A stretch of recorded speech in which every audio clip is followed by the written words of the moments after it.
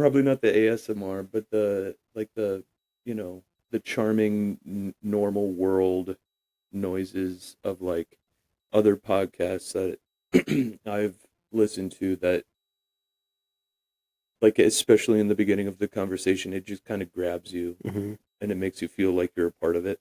Yeah. Yeah, and I don't I think people really like feeling like they're a part of it, and I also think people are kind of starving to Yeah. be a part of it. That's good. And I also think like that's probably why you and I feel like we should start a podcast, because we're Right. like, oh, I want to be a part of those conversations. I Yeah. want to actually like have those conversations Yeah. and not just listen to them all the time. Right. Every time I listen to a podcast, I come home and I'm talking to my wife for 2 hours Yeah. about the podcast Right. instead of just listening to it. Right. And I guess that's kind of the point though of podcasts, is to encourage conversation. Yeah. Or at least conversation-based podcasts. Absolutely. That would be the point. Yeah. But yeah, fun fact about the mics is Amazon, not a sponsor. We don't have those. No. No. They were very late on the order, and I ordered these to try to get here last Saturday when we were supposed to record, and they didn't come till Saturday afternoon. So, blessing that happened, but also I got a refund because they were so late. Yeah. So these were free microphones. This whole setup was free. This whole setup, from the mixer to the mics and the mic stands, were free. The headphones I bought, but that's yeah. Wow. Pretty cool. So it's like someone wants us to do this. Yeah, someone. You and I mostly. Right. But I've been really excited to have this conversation, because it feels like a long time in the making. Yeah, I feel like it's a long time coming, because we always have these kind of conversations anyway. Yeah. So it's amazing how I don't mean to, toot my own horn or anything like that, but it's amazing how many conversations that I actually end up having with a variety of people, in a bar, in a brewery, or in a coffee shop, or walking the aisles of Walmart. Mm-hmm. Not a sponsor. That they're like, man, I wish we would have recorded that and had the ability to go back to what we were talking about. And then, like, I work for my parish now, and I think I told you that last time. Yeah. I'm in charge of adult formation, and almost every meeting we have, we end the meeting and one or two people said we should have recorded that. And it's not because of anyone in particular. It's just because of the quality of conversation and the desire to share those sorts of conversations with people. And by those conversations, you mean like parish staff conversations, or conversations you're having with the young adults during formation? All and everything. So it's really interesting how when you have conversations about formation at writ large, adult formation, young adult formation, teenage formation with the team, that's like, we're going right now, we're planning a young adult retreat called Going Deeper. And when the team gets together and we're discussing what's going to happen, all this sort of stuff, it always evolves into itself. Like the meeting, the conversation itself is important to be heard, and everyone gets the sense of like, man, if like we could get more people around the table just to listen, like they don't necessarily have to be a part of the team, but just have people listen to what we're talking about here. It seems to a lot of the people on these various teams that just the conversations themselves are super important for adults, for just the average parishioner. I think for humans, Yeah, absolutely. Like, I think that as people, we need to have conversations with each other. That, I feel like, is a lot of times the basis of a relationship. Yeah. Is to say, you and I, we can't have a relationship with each other unless we interact with each other. And as somewhat intelligent creatures, we have a natural tendency to converse with each other when we're trying to communicate. Yeah. We also do it non-verbally as well, but I feel like the verbal communication between people is oftentimes that's the best way to build a relationship. Yeah. And to get to know each other. Right. Because I can't know who you are, where you're from. I can get kind of maybe a gist by looking at you or watching you interact with other people, but I can't know who you are and where you're from unless I actually have a conversation with you. Right. Yeah. And say, hey, you did X, Y. I heard you did X, Y, and Z. Mm-hmm. Tell me about that, Mm-hmm. So that I feel like is, the way I almost would define relationships. Yeah. Is saying, oh yeah, my relationship with you is based on how much I care to interact with you. Yeah. That's the depth of the relationship, is how much or how well.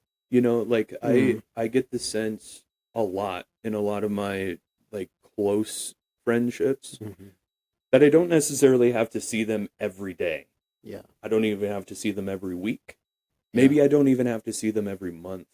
But when I do interact with them, see them, talk to them, whatever, the quality of conversation and the quality of information that we share, that actually more closely characterizes the relationship than how often I see them. Yeah. It's a quality over quantity situation. I feel like it also speaks to your intentionality, though, with relationships. When you try to build a relationship with somebody or just care about them, I have noticed since the first day we met, we had a deep and intense, I don't want to say argument, but it was definitely philosophical discussion right. about, I think pornography was the main topic of the conversation. And to be honest, I don't remember the disagreement we had on the topic. Either. Yeah. But every time I saw you after that, I craved a conversation with you. Mm-hmm. I didn't crave, I didn't want to hang out, and just oh, let's go get something to eat. Yeah. If we did go get something to eat, we're gonna have a conversation. I want to know an inner thought that you're having. Yeah. So that was for me a big booster in our relationship, personally, because I tend to really latch on to people who desire to, or who I feel like desire to converse with me. Yeah. And are willing to have an intentional conversation or disagreement. Yeah. Right. And be willing to do that. Yeah. I just had a very long, intentional, intense conversation about the Catholic Church with my sister-in-law, and that was if you ask my wife, it was a very intense conversation. We were both no, this, that, and going back and forth. But we both also were very intentional to not get personal. We were trying to use logic. We were trying to have an actual conversation and not just, spew personal opinion at each other. And my wife after the fact was oh, are you upset? Did you feel like that went poorly? And I was no, I feel like it went fine. We both left that conversation. I felt like respecting each other, maybe not respecting each other's opinions, but respecting each other in the sense that we had a mutual respect of I'm going to, I feel like I didn't attack you in any way, and I don't feel like you attacked me in any way. Right. Which I feel like is crucial in a disagreement. 100%. It's, this is where after this, I kind of want to touch on another thing that you said about back when you were talking about relationships and how they're built. You know, what you were just saying before. Mm-hmm. I know I'm forgetting that, but whatever. Yeah, it's all a matter of, there's the basic respect that we are meant to have for each other as human beings. Right. And then there's the respect of character that can come and go based on whether or not you have a respectful character. But that one, if it goes, the basic respect always stays, and it has to. Like, we are humans, and we are built to know the truth, choose the good, love the beautiful, and help others do the same. And it's because of those things that we have a certain built-in dignity, a built-in respect that can't be taken away. And when we treat each other like you're a thing and I'm a thing, we're both that kind of thing who can and ought to and desires to know the truth, choose the good, love the beautiful, and help others do the same. I mean, that's totally, oftentimes we mix up respect of character in this basic respect. Even a person who has done heinous crimes there's still a thing that's meant to know the truth. Yeah. Yeah, and I think that, I mean, when you're talking about Transcendentals, like, that's something that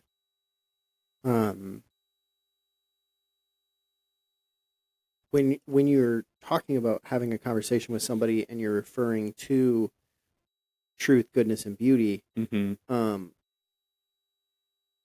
all three of those might not be visibly present in that conversation or in that person, even.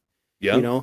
There could, you say someone who has done a heinous crime. Yeah. Beauty may not be perfectly present in them, or goodness, or goodness. Maybe they've spent their whole life up to that point not choosing the good. Yeah.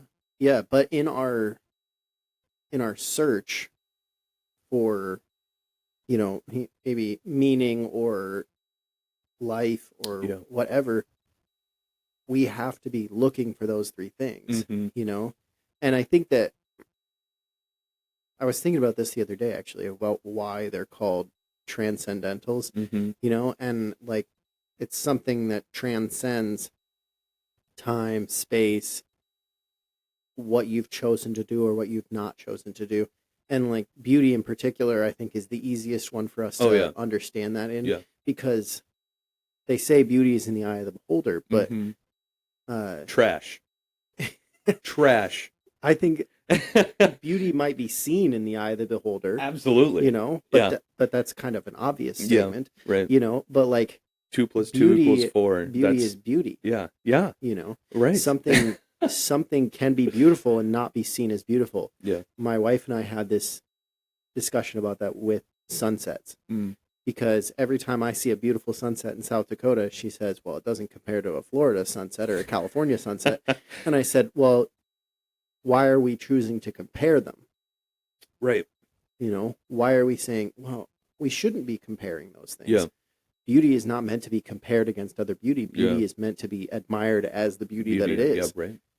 So then if I have a discussion with somebody about another person, and I say, no, they're a beautiful person, they have a beautiful personality, and they're like, I don't really like them very much. Yeah.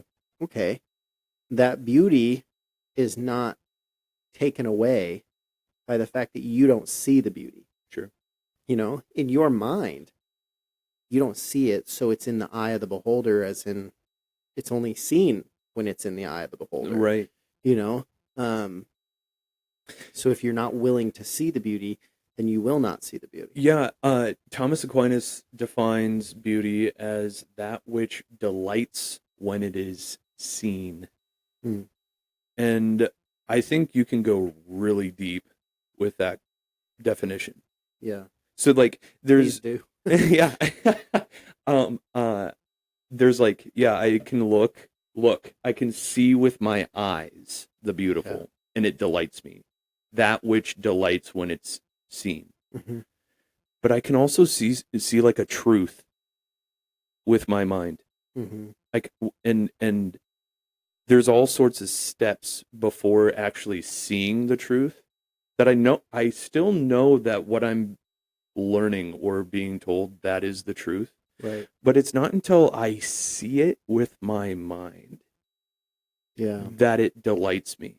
And that's the experience. There's a whole bunch of phenomenologists, psychologists today. When you see a truth with your mind, that's the experience of insight. And that connects back to what I was going to say about the relationships and building relationships. You can't build a relationship without authentically revealing yourself. There's no such thing as that. And that's like a rock doesn't reveal itself. It is just revealed, you know? But the beauty is something about being a subject, which we are. We aren't just objects. Yeah. There's something about being a subject that means that I have the power and the ability and the choice to reveal myself. Yeah. And then the other person, when that self-revelation is happening, you know, when another person is revealing themselves to the other person, the one like being revealed to, say, is there's all of those same steps, you know, like there's the, you know, trying to figure out a really impossible math problem, say, and, you know, the professor is saying, yeah, it's this, that, and the other thing, trying to make all of the connections so that you can see it. Yeah. And then, you know, maybe it's not until the end of the semester that you are like, oh, you know, you have the mind-blowing effect. Yeah. My mind has been blown, you know. That's insight. And so when that same sort of thing happens when someone is revealing themselves to you, and you don't understand a lot of those things, for example, you know, maybe. Yeah. And then throughout all of that, there's more and more revelation to be had. And if you stick with it long enough and the quality of it is good enough, eventually somewhere along the line, you're going to have that same experience of, oh, that makes, I see it. I see you now. Yeah. And I think I would almost take it a step further in the sense of when you're having a conversation with somebody, right, and you're revealing truths, if they don't see you, then they won't see the truth that you're speaking. Right. You know, and so, you know, I was a missionary and did the travel around the world, do sort of stuff. Yeah. I wouldn't say around the world, around the U.S. The country. I always noticed that my conversations with teenagers or college students always went better when I started with vulnerability. When I started with getting the awkward out of the way. Yeah. You know, so like with high school boys, I would say, okay, yeah, I'm here to do a Q&A session with you guys. Yeah. We've talked to you before already. You know, there was a lot of times where we would have our sexual integrity talk or something like that. We'd go in and then we would come back and we would have another Q&A session a different day. So it's hard for them to remember what we were talking about. Maybe now the vulnerability has worn off. Yeah. I'm now, you know, just that guy that came back again. Yeah. So I would always start off by being like, okay, guys, I'm going to get the awkward out of the way. Yep. I'm going to say pornography. I'm going to say masturbation. I'm going to say sex. I'm going to say, you know, orgasm. I'm going to say all the awkward words that you are afraid to say out loud in front of your peers. Right. I'm going to say all those things. And now I look like the awkward one. I look like the one who you broke put the ice. himself out there. Yeah. And now I'm standing vulnerable in front of you, asking you, do you have questions for me? Yeah. And I think that leading with vulnerability, you know, an icebreaker, it takes something Stupid. sharp yeah. to break the ice. Right. You know, and so it takes something pointed. Mm. And so a pointed conversation starter is, I think, one of the better ways of building the foundation of that conversation and that relationship. Because if I don't do that first, I could say truths to you all day long. I could sit here and say, oh yeah, no, masturbation is not healthy, or not emotionally, physically, or you know, spiritually good, you know, all of those things. But if I don't say, yeah, and I struggled with that in the past, and I saw the negative effects it had on my life, if I don't say that, then now I'm going to say, oh yeah, I've now hit a point where I can say all those things to you and you're going to hear nothing in response besides someone speaking at you. You know, I don't know if you like, you've probably heard that before, especially in ministry. Oh, they just speak at us. You know, I just feel like they're just talking at us and hitting their talking points and then leaving. And it doesn't have an effect. I mean, it's just, I mean, that's just the thing. You have to kind of, if you are exempling or being the example of vulnerability, then those who need it will follow. And that's, I don't know why that's the case. I think it's a natural attraction. You're a pioneer in that way for them, you know. Oh, there's the trail, let's follow it, you know. Well, and I think that also the same goes for other types of relationships, not just a mentor relationship. You know, but in dating life, the saying is that, like, girls will date their dad. You know, and it's not because they are attracted to their dad in that way. It's because that's the path. They know the path. They know the path. They've seen it done before. My mom married a guy like this. And here were the positive things that my dad brought into my life. I kind of want that. So subconsciously, they're following that path. You know, and you don't have to be exactly, you know, like, I'm not telling women out there to go find a guy who's exactly like their dad, unless their dad is perfect, which no one is. So in the same way that Christians are supposed to follow Christ, here's the path, here's how you live, here's how you die, you know, and we should be naturally following that path, but we get distracted from the path because I mean, other paths look easier. You know, in the same way that with dating, people do that. Another path looks easier. Oh, this boyfriend seems comfortable. This girlfriend will curb my sexual desires. You know, and like they'll go forward with that. Because it seems easier. And this is where I go back to Dumbledore. The days are coming when we're all going to have to choose between what is easy and what is right.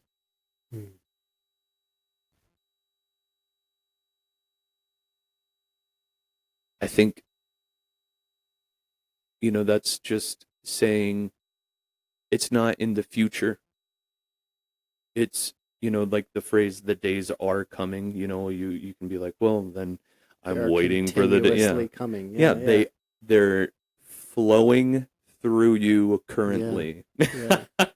I feel like that's really interesting because a lot of people don't think of it that way. People hear the days are coming. And they're way off over there. You know. But even future. Christ said, you know, the days are coming. The days are coming, you know. And he started with an amen, amen, I say to you, you know, which is like, hey, you listen better, up. Yeah, right. You better listen. Yeah. But I also think of like, in that regard, I'm also thinking of the quote from The Lord of the Rings, where Frodo's like, I wish this ring had never come to me. And Gandalf's response to that being like, so do all who go through such times. Right. But we have to, I forget what the exact line, but essentially we have to respond with the time that it's given to us. Yeah. And that in the same light is we're stepping forward into this world. Yeah. The days are continuously coming. Yep. That we have to choose between what is easy and what is right. And now, even more than ever, I feel like it's so much easier to choose the easy path. Yeah. And also, like, if you spend a little more time thinking about it, I think it's easier to choose the right too. For us, for example, in the Adore Te Devote, the Eucharistic hymn that Thomas Aquinas wrote, he says, I am not like Thomas, wounds I cannot see, but can, but can rightly call you Lord and God like he. It was harder. It's actually interesting, I think, to think that it's harder for, Thomas to have said, my Lord and my God, because he didn't have 2,000 years worth of humans' brightest and best minds coming up with why he is Lord and God. Like all of the reasons that God exists and God became flesh and that flesh is present beneath the appearances of consecrated bread. The brightest and best minds for 2,000 years of human history have spent their lives exhausted their lives coming up with the precise reasons why we can believe those things. Yeah. And so how much witness do we need? Thomas needed to see to believe. But what he was seeing was the pierced human hands. How much witness do we need? We have 2,000 years worth of, just the corpus of the church telling us you can believe this. It is not only correct to believe this, but it's like permissible on all counts to believe this. Thomas didn't have that. Yeah. No, he had his 11 friend or 10 friends at the time telling him, and we saw it, and he was like, with our own eyes. I won't believe it. I won't. But I think also, I mean, growing up, my mom used to say, the devil doesn't really have new tricks. Yeah. You can't teach an old dog new tricks. Yeah. The devil's an old dog. All due respect. But he is an old dog. say he's an old dog, and he doesn't have any new tricks in his book. His trick is fear of death. Mm-hmm. His tricks are, and death in many lights, social death. Yeah. Becoming a social pariah, all these other things. Yeah. None of us want that. Right. So, or at least you shouldn't want that. Yeah. Right. So he naturally kind of makes us afraid of that. Mm-hmm. And even good people are, good bishops, good priests, afraid to preach on certain things because they are afraid of their parish dying. Yeah. So the devil's trick is death. But then, as you said, the corpus of the church for centuries been telling us, no, death has been defeated. Yeah. And we still are afraid of death. Yeah. It's because people still die, And that's okay. This is something brilliant that I've recently learned. People still die, and that's maybe like the reason number one why people are like, yeah, but how is it that Jesus actually saved us from death if people still die? You know, Mm-hmm. and that's true. Like people still do die, and that seems to be, you know, number one argument for obviously Jesus did nothing, and he's not who he said he was. But there's two ways in which someone or something can save you from whatever you need to be saved from. Someone can remove that thing. Yeah. And that does not necessarily imply that you knew that thing was there. Like they can remove it out of your path, so you never knew that it was there. Mm-hmm. Or they remove it like they remove a tumor. Yeah. Cancerous tumor from your body. Yeah. So you know that it's there, but it's been removed and whatever. But you don't know if it still lingers. Or, so removal, salvation by removal, or salvation by transformation. So the thing not becoming what it was anymore. Mm-hmm. So then, and that in the example of the tumor, you know. Yeah. Imagine like changing that tumor into something that's actually useful for your body. Yeah, or something like that. Or yeah. Salvation by transformation implies that you always know that it was there and is there. Mm-hmm. Because it has to be present. Mm. It has to be transformed. And so if Jesus were to save us from death by removal, which would mean that we don't die anymore, like we're physically immortal after the resurrection. Okay, fine. That would be a really very visible reason why Jesus is God. But if he came to transform death, that means each of us has to die. Yeah. In order to be saved from it. Yeah. And it's die in every way. In every way. Physical, and all of the ways. Everything but spiritual. Well, what is spiritual death? Because you can say, well, the spiritual death is separation from God. And there's a long... would that even be death? Can the spirit even die? I don't know if like the church would teach that it can actually die, because I mean you have to. Spiritual death would be considered like hell. Absolutely, that's the only way that a spirit can die. But it lives on forever in agony, so it's not death; it's just agony. It's just perpetual agony. But I mean that would be death. Annihilation. I say just agony, as though it's just whatever. Aren't you so strong? Yeah. Yeah, I mean it's like annihilation after death, like the annihilation of the damned, say, which is not what the church teaches and is a heresy. Right. That seems to be like what everyone would think spiritual death would be. Spiritual death means that you cease to exist in all of the ways that you exist.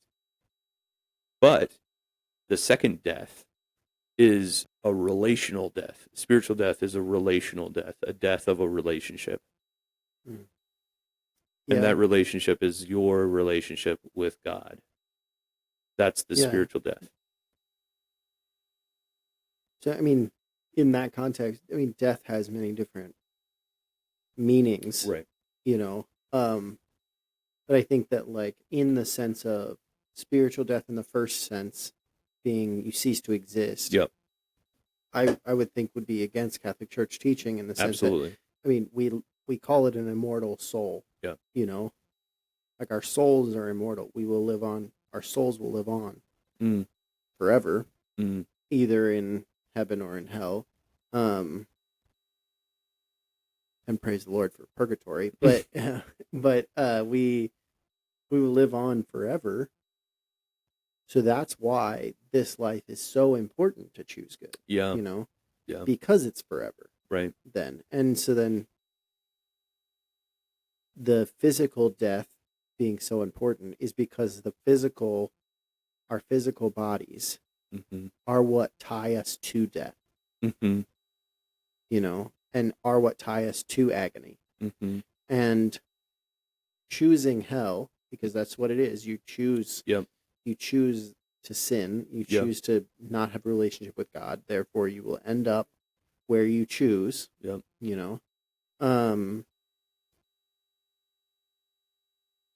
That is our bodies. And that is why our bodies have to die. That is why he transforms death. So that we can separate from our bodies. He can then perfect our bodies and return it back to us perfected at the second coming. All of those reasons add to the idea behind the soul never dying. In the first sense. But then also adds gravity to the decision that Christ made to die. And him saying to pick up our cross and follow him. Right. To follow him even unto death. And that is actually kind of the whole point, is death. Yeah. That's an interesting thing too, that the whole point is death. And why? So that it can be transformed. Yeah. The whole point is, and that's why the martyrs rejoice, because they fully understood. And they saw, but they had insight. They had that mind-blowing moment, to come full circle there in that conversation. It's like, they had the mind-blowing moment of not just hearing us say this and saying, oh yeah, we know that death is necessary. And that we're supposed to die. And as weird as it sounds, God wants us to die, and it gives a different meaning to the age-old question that people have and the age-old reason people leave the church of, well, if there was a good God, why would he allow bad things to happen to good people? Because bad things need to happen, like precious metals need to be purified with fire. Right. And they need to go through the fire in order to come out better on the other side. And God made us in his image and likeness, and we chose to imperfect ourselves. There's a lot there. There's a few things, like, it's how, in what way does God want death? Because I think Scripture says it certainly wasn't a part of his plan, and he allows death, and he allows these things. I wouldn't want to, like the positive want, death was never in the death of the just does not bring God any sort of joy. I was going to say glory, but in a way, that's the weird mystery. It does, right, because he glorifies. That's exactly them right. Through their death. Yeah. But the death itself does not glorify them. Right. It's the resurrection. Right. That glorifies them. Yeah, that's for sure. The death, just like the death itself did not glorify him. It was the resurrection that glorified him. Yep. The death itself shamed him. Yep. The death was the most shameful and painful. Right. And it's supposed to be that way. Right. So that the resurrection is all that much more glorified. Yep. And so that's where it is. It's like it's not so much that God wants the bad things and the death themselves to happen. He wants the things on the far side of the cross that happens. Yeah. That's what he wants. That's the positive. The divine will positively wants that thing on the far side of the cross. Yeah, and it can look through. Oh yeah. All of the, because I mean, God being omnipresent and omniscient and all the rest. Omniscient. Yep. He can see through all of that, other stuff. Yeah. He's seeing through the ways that we feel pain. We're saying, "Oh, this hurts me, God. Yeah. Like, take this away. It hurts me." And he's like, "It's perfecting you. Yeah. It's making you better. You need this thing. Yeah. To be glorified." And he sees that. As a parent, I see that every single. Yeah. I don't want to eat this vegetable. Yeah. But you need that vegetable. Yeah. And I get it. It hurts you. It makes you want to throw up. Okay. We'll find another way to make it taste better or to do something else. But it needs to happen. Yeah. You need those nutrients. And there is a reason why the church always shows God as Father. Mm-hmm. Not always, but often the image of God is Father. Yeah. And there's so many reasons for that. But I think one being so that parents at least can understand better their relationship with God through a relationship with their own children. Yeah. That's for sure. And why even in a celibate vocation, they call him Father. Yep. And even in celibate vocations where they are not fathers, like let's say monks or brothers, they all have a father abbot or a mother. Yep.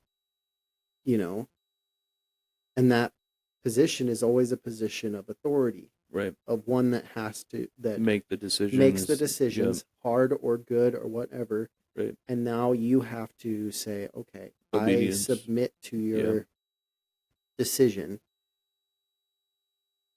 which is so hard for people to justify when it comes to like the Pope and him being, the Catholic Church teaching of him being infallible. And I was like, the church doesn't teach that he is infallible. Yeah, the church teaches that the seat of Peter is infallible. Yep. Hence why we have the magisterium of the church, which others would argue is a boys' club or all this other stuff, and they're just looking out for each other.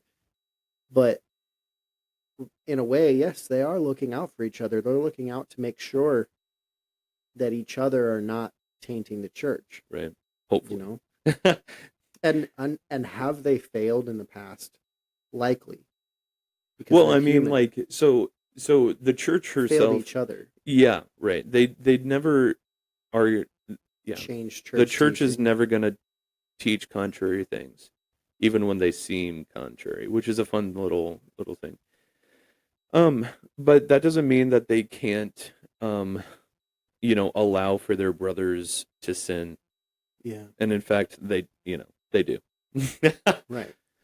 And an argument, I mean, that a lot of people have is, especially in like a lot of the recent scandals that have come up in the church, or not so recent scandals, that were covered up in a lot of ways. Right. It is really hard, even as a Catholic, a devout Catholic, to say, I understand how hard it is for people to back the church when they see something like that and they say, this happened, some priests were doing terrible things, and they're not in prison. Right. In fact, they're still priests. Yeah. And they have a parish and they have little children that are around them all the time, things like that. And people will say, how can the church still be condemn this and not have these men be in prison. And I kind of am curious to know your thoughts on that, because I'm... Yeah. The church is a body, and, like the vital organs of that body have been established eternally in heaven.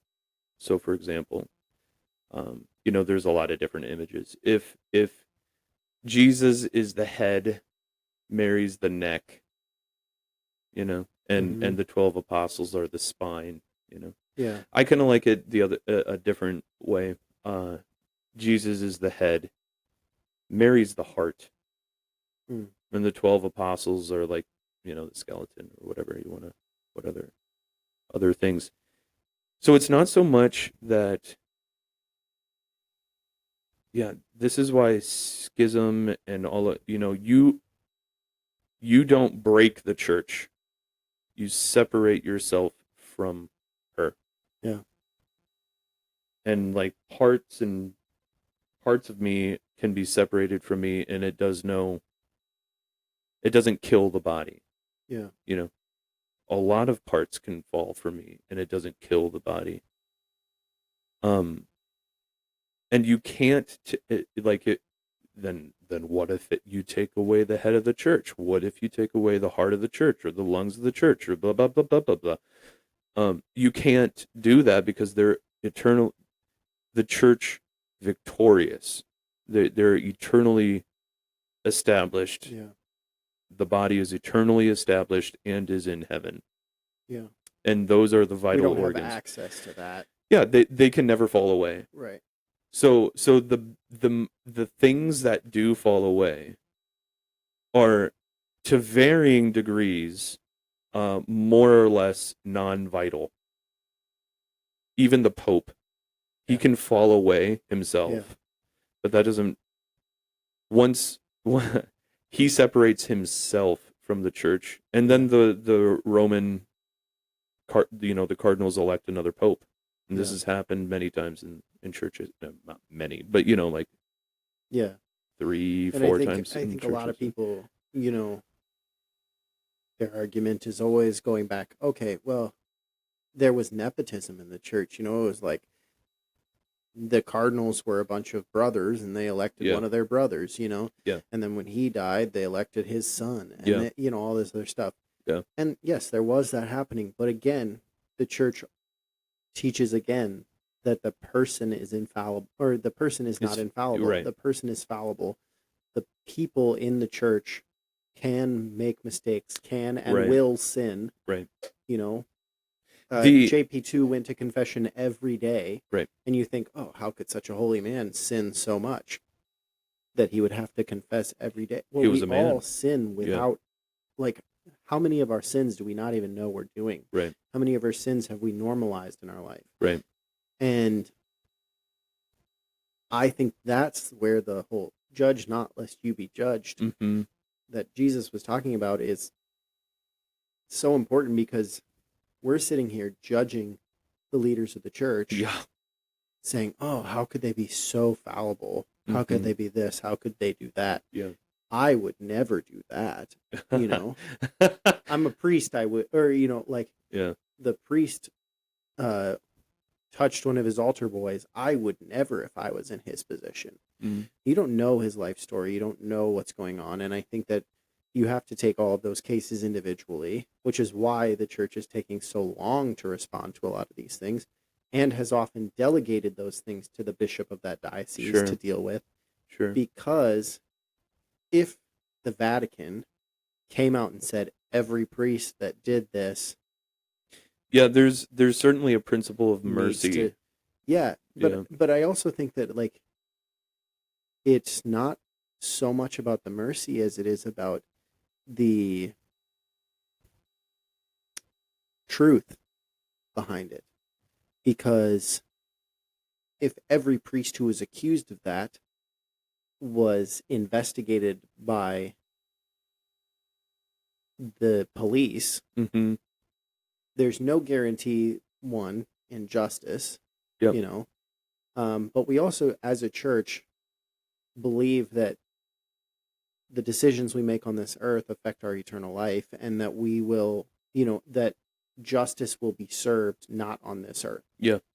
And so we can easily say, as a Catholic Church, yes, that priest did something terrible. Yeah. Should he be removed from a position where he could do that again? Yes. Again, not my decision to make. Yeah. And yeah, as much as I would want it to be my decision to make. Like I could say, oh yeah, it should be the people of the parish's decision what happens to that priest. Yeah, that's weird. No, that would be weird. Yeah. And it shouldn't be our decision. We shouldn't even want that control or that power. Yeah. The same way that the Pope doesn't want the control and power that he has. Right. Most if not every Pope in the last,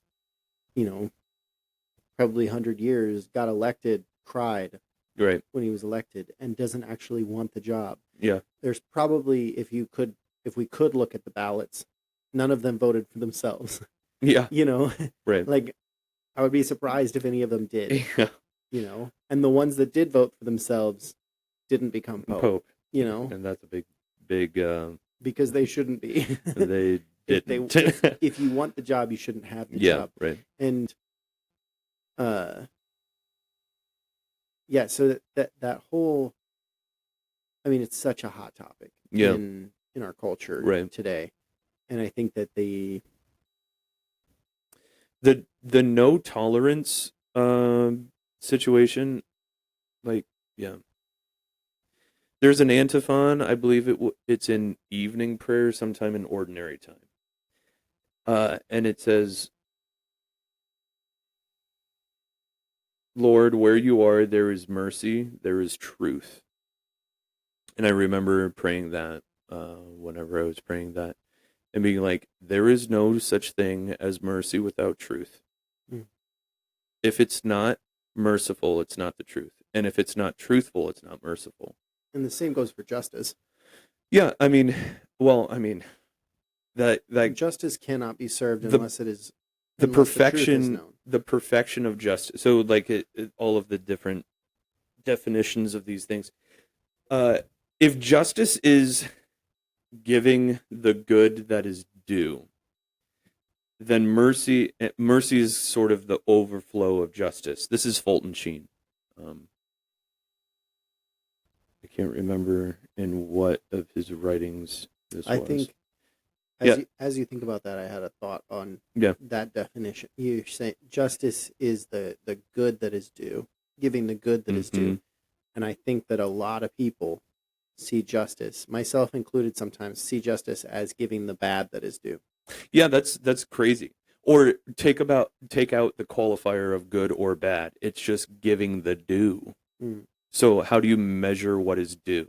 Yeah. But then this is where the church, the classic definition of justice is giving what is due. There's no qualifier. Yeah. And then the church, I think, the church, or at least thinkers of the church, add the qualifier of the good. Giving the good that is due. And I think because we go back to the Transcendentals then. Well, we say God is the only one who can give true justice. Yeah. And God cannot give good. I mean, he cannot, because he is all good. He can only give good. Yeah, that's right. So it cannot be giving bad. Right.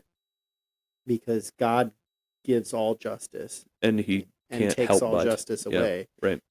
And he can't help but give good. Which is, I think, confusing for a lot of people who don't have a relationship with God or don't have the sort of practical atheism. Yeah, they don't have an understanding of what God is and God being all good. Yeah. And deserving of all our love. Yeah. That definition of God is, I almost want to say, one of the number one reasons why people leave the church is a misunderstanding or a not being aware of that definition. That is the root thing. You know, I had a professor, my professor in graduate studies. So I, like, was in seminary, and I went to St. John Vianney in St. Paul. And again, they don't give us money to say this. But St. John Vianney in St. Paul. Please. And Kenrick Glennon Seminary down in St. Louis. And at Kenrick Glennon, one of my professors was Dr. Larry Feingold, and he's just amazing. I would recommend everyone getting all of his books and reading all of his stuff. But anyway, he what you just said. What was it? God being all good. Oh yes. So the number one reason why. That's the root thing. Like this, in Thomistic psychology, our minds, not our minds, sorry, our brains give our minds what is called a phantasm, an image that's kind of bubbling up through our senses, and woven together in our interior senses, and then in our imagination, there it is, this image from sensible things around us, and our minds, our intellects work on that thing directly and that's, like the active intellect shines its natural light through that image, and this is an analogy. So it's kind of like a projector of light going through an image and then projecting with its light that image on a screen, and the passive intellect is the screen, and that whole sort of projection process, that's what we call understanding. And so creating a clear picture. Yeah, well, and your phantasms can be screwed up in a lot of different ways. For a lot of different reasons. And so the phantasm that we're working with in a lot of people of God, the phantasm of God, what their imagination kicks up inside of them for God, that thing is more or less correct, is more or less conformed to the reality of who and what God is. And so if my phantasm of God is, the spaghetti monster on Jupiter, whatever. That's incorrect. And this is why Jesus teaches in analogies and parables to refine our phantasm of who and what God is sensibly. Knowledge begins in the senses, says St. Thomas Aquinas. And to make things, he's talking to Nicodemus late at night, and he says, if you, a teacher of Israel, if I speak to you, a teacher of Israel, about earthly things, how are you going to understand and you don't understand the earthly things? How are you going to understand the heavenly things? And what he's been doing that whole time, Nicodemus has been asking him these questions, and he responds, the wind blows where it wills, you don't know where it comes from, where it goes. You have to be born, reborn, all of these things, And these are all sensory things that he's trying to use to refine Nicodemus's phantasm. And then once Jesus gets your phantasm right where he wants it, and this is the crazy thing too. Phantasms are material things that exist inside of our heads, and it's those things that our intellect works on directly. But once Jesus, God the Father, God the Holy Spirit, has refined our phantasms to where they want it to be, there's an interior incarnation. You see that? The Word takes on flesh again, in a certain poetic way, obviously. The Word takes on that flesh, the phantasm, and he lives inside of us by the power of the Holy Spirit. And it's an inner carnation, yeah, not an incarnation. That is how we can exude Christ in our lives. You know, like when I look at somebody else and I'm like, wow, they are just, I see Christ living in them. That is because that has been formed, that phantasm has been formed in them, and that is Christ incarnate in them. Yeah, right. Now like all of the things, like acts and our whole lives really begin inside on that level, all the way back there inside of us. So you're exactly right. But phantasms are the images upon which the intellect acts to understand. So it's not so much that like the phantasm is like the soul of the body, That's not really the case. No. Phantasms are like the tool by which the intellect comes to understand something. Okay. So they are they are the lens. Yeah, the lens. Yeah. In your analogy of a projector. Yep. The phantasm is the lens and the focus. Yep. To where you can say, "Oh, now I see." Yeah. Yep. And now others can see as well. Yep. And so it's our body is the projector screen. Yep.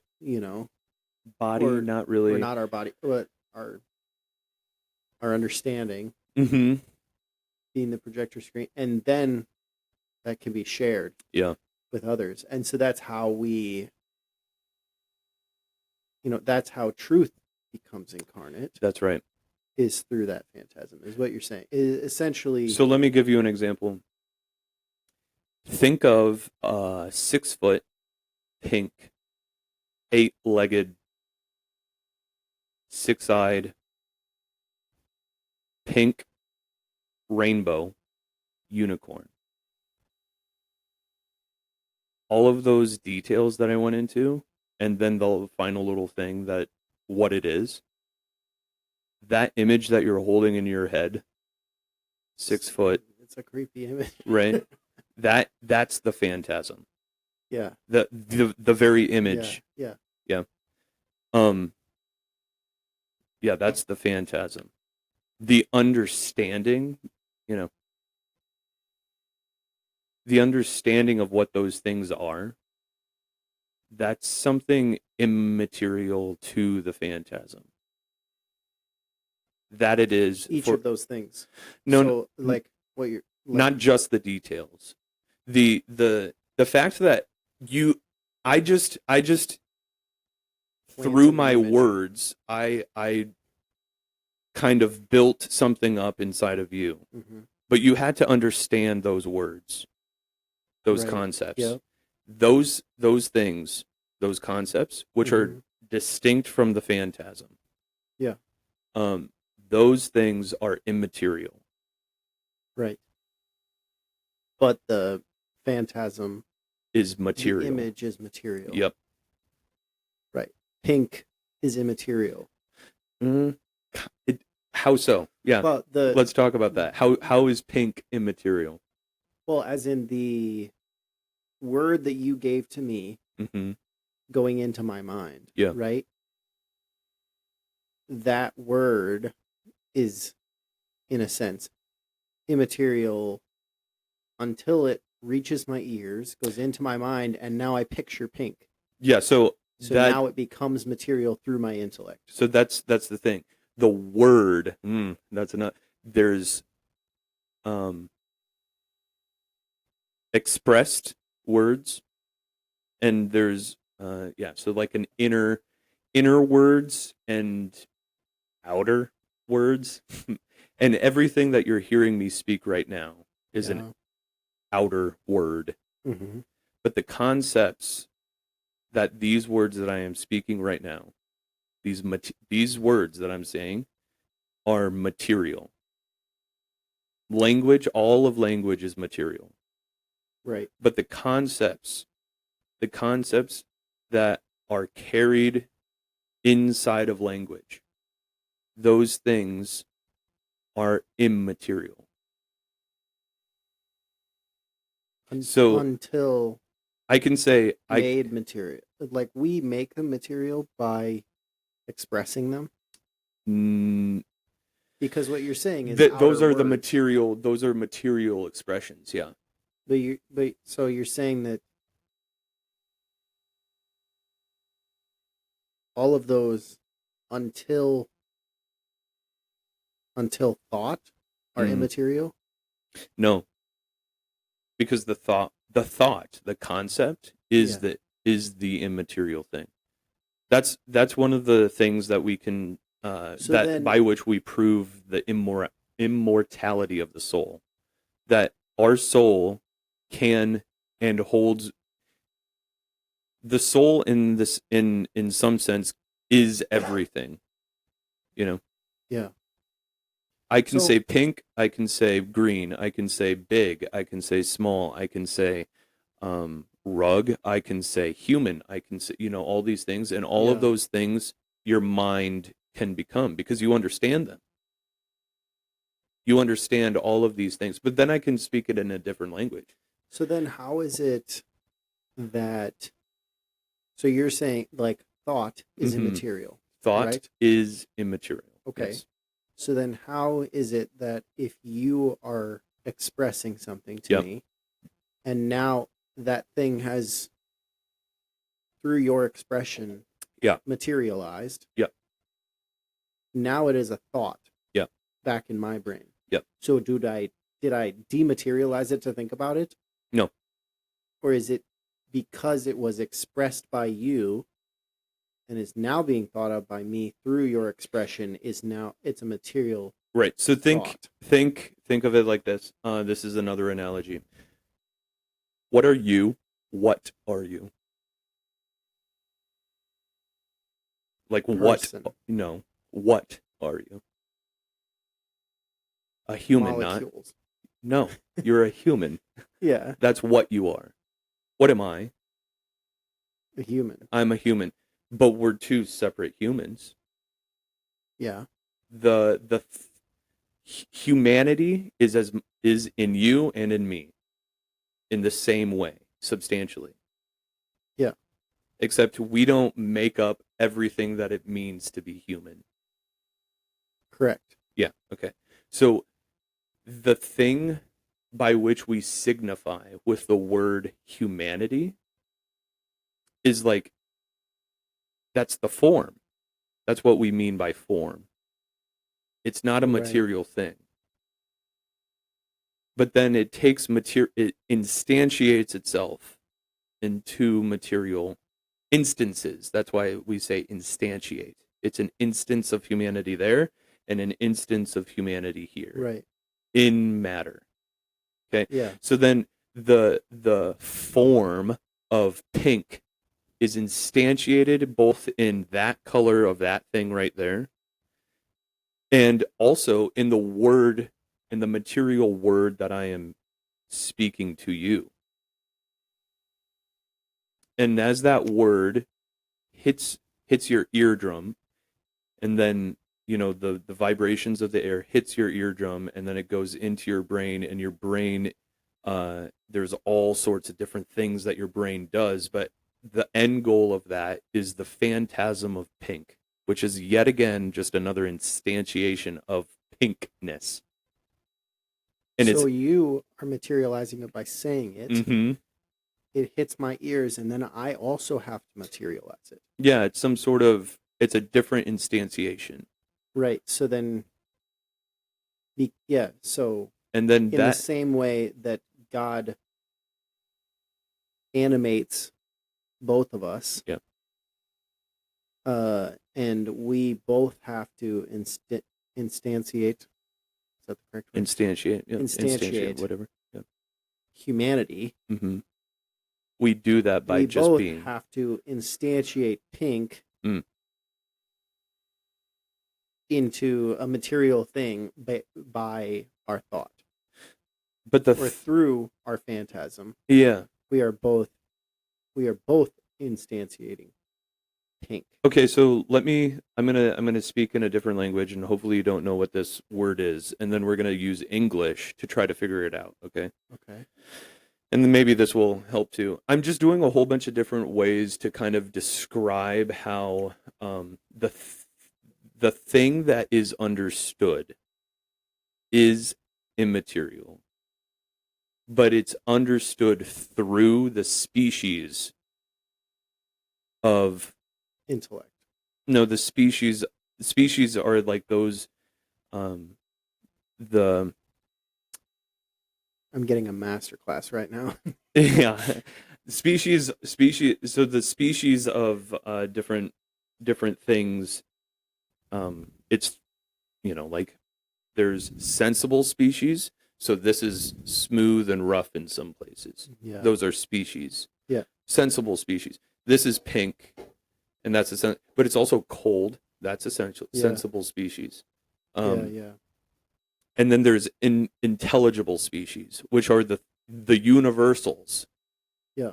So humanity is an intelligible species. Mm. Dogness, tableness, the forms of things. Yeah. These are intelligible species. Okay. Yep. And it's through the phantasm that the intellect abstracts the intelligible species of whatever the phantasm is. The noun from the adjective, in a sense. Kind of. In the sense of that is a can, and it's canness. Mm-hmm. But it this is a also can, and that's pink, a can. Right, but it is also a pink can. Sure. It's a different type of, essentially, like pinkness and canness are two separate things. Pinkness and canness are two different kinds of species. Right. Yeah. Right. And our intellect and our phantasm is able to combine those to say it is a pink can. Yeah, and you can do that. The pinkness and the canness are together in this instance. Yeah, that's why. Well, yeah, okay. So we are essentially interpreting species through our phantasm. The species of it. The species are the phantasm. And then from that. Yeah. Okay. From that phantasm, from the image of the thing. And the image isn't just like the visual thing, because I can imagine. So that's why. Because cold being something, I can feel it, but I can't see it. Yeah, but I can still, in my imagination, in the phantasm can be cold. Yeah. Yeah.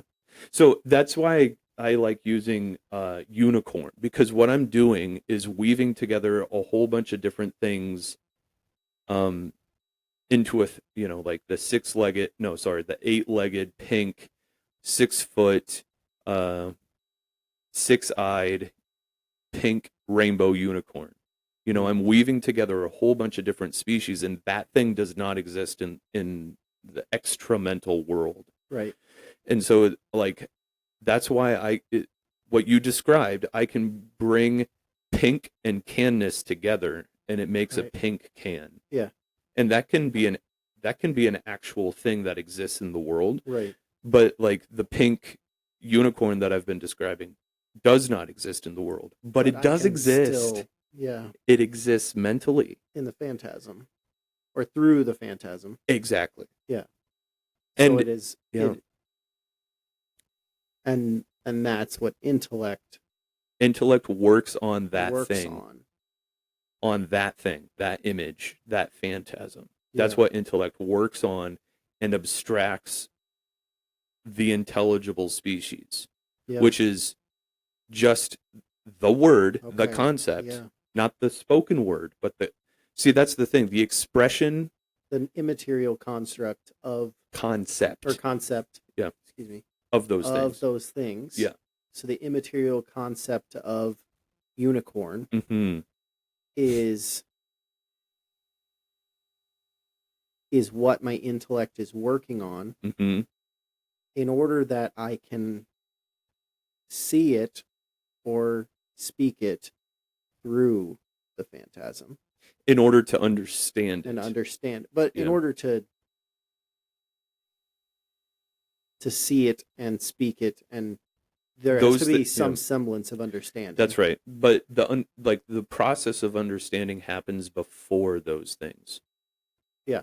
You know, the seeing and the speaking. Understand each of the species first. Yep. If you said a turquoise unicorn, and I couldn't tell you what color turquoise is. I'm colorblind. Right. I couldn't tell you what color it is. Yeah. So I can't picture it in my mind. Therefore, I don't understand it, and my intellect can't work on creating that picture for me. Right. Because I don't understand turquoise. Kind of. You were saying with if you said something in another language. Yes.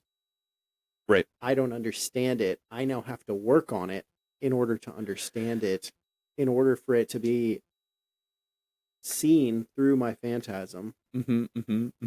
I have to understand with my intellect that thing. Okay, so that being said, God forming our phantasm through our intellect is working through our intellect alongside our intellect from within our intellect. So he's using our intellect as a tool, because our intellect is a gift from God. Yes, that's true. So it is ours. It is ours, but it's not so much that it's not like if I use this pencil here as a tool to write something. Yeah. You have to take it away from me in order to work with this. No, and he can't take our pencil away or our intellect away from us. That's why it's within, it's participative. Yeah. You see that? Which is why we can choose to ignore God's promptings. So he is prompting our intellect in certain directions on the path. Sure. That our intellect should take in order to understand. The shouldness is where philosophy should not in the sense of should or should not, but should in the sense of it is best. Even that. So that kind of knocks on the door of nominalism, which explain. Yeah. So should, and this is the weird thing. I don't believe that. I mean, nominalism is not a very good philosophy just to begin with, but I don't think it's like inherently. I don't think. I very well could be wrong, and I like that's very important to say. But I don't think nominalism is like outright heretical. Okay. Inherently heretical. I think you can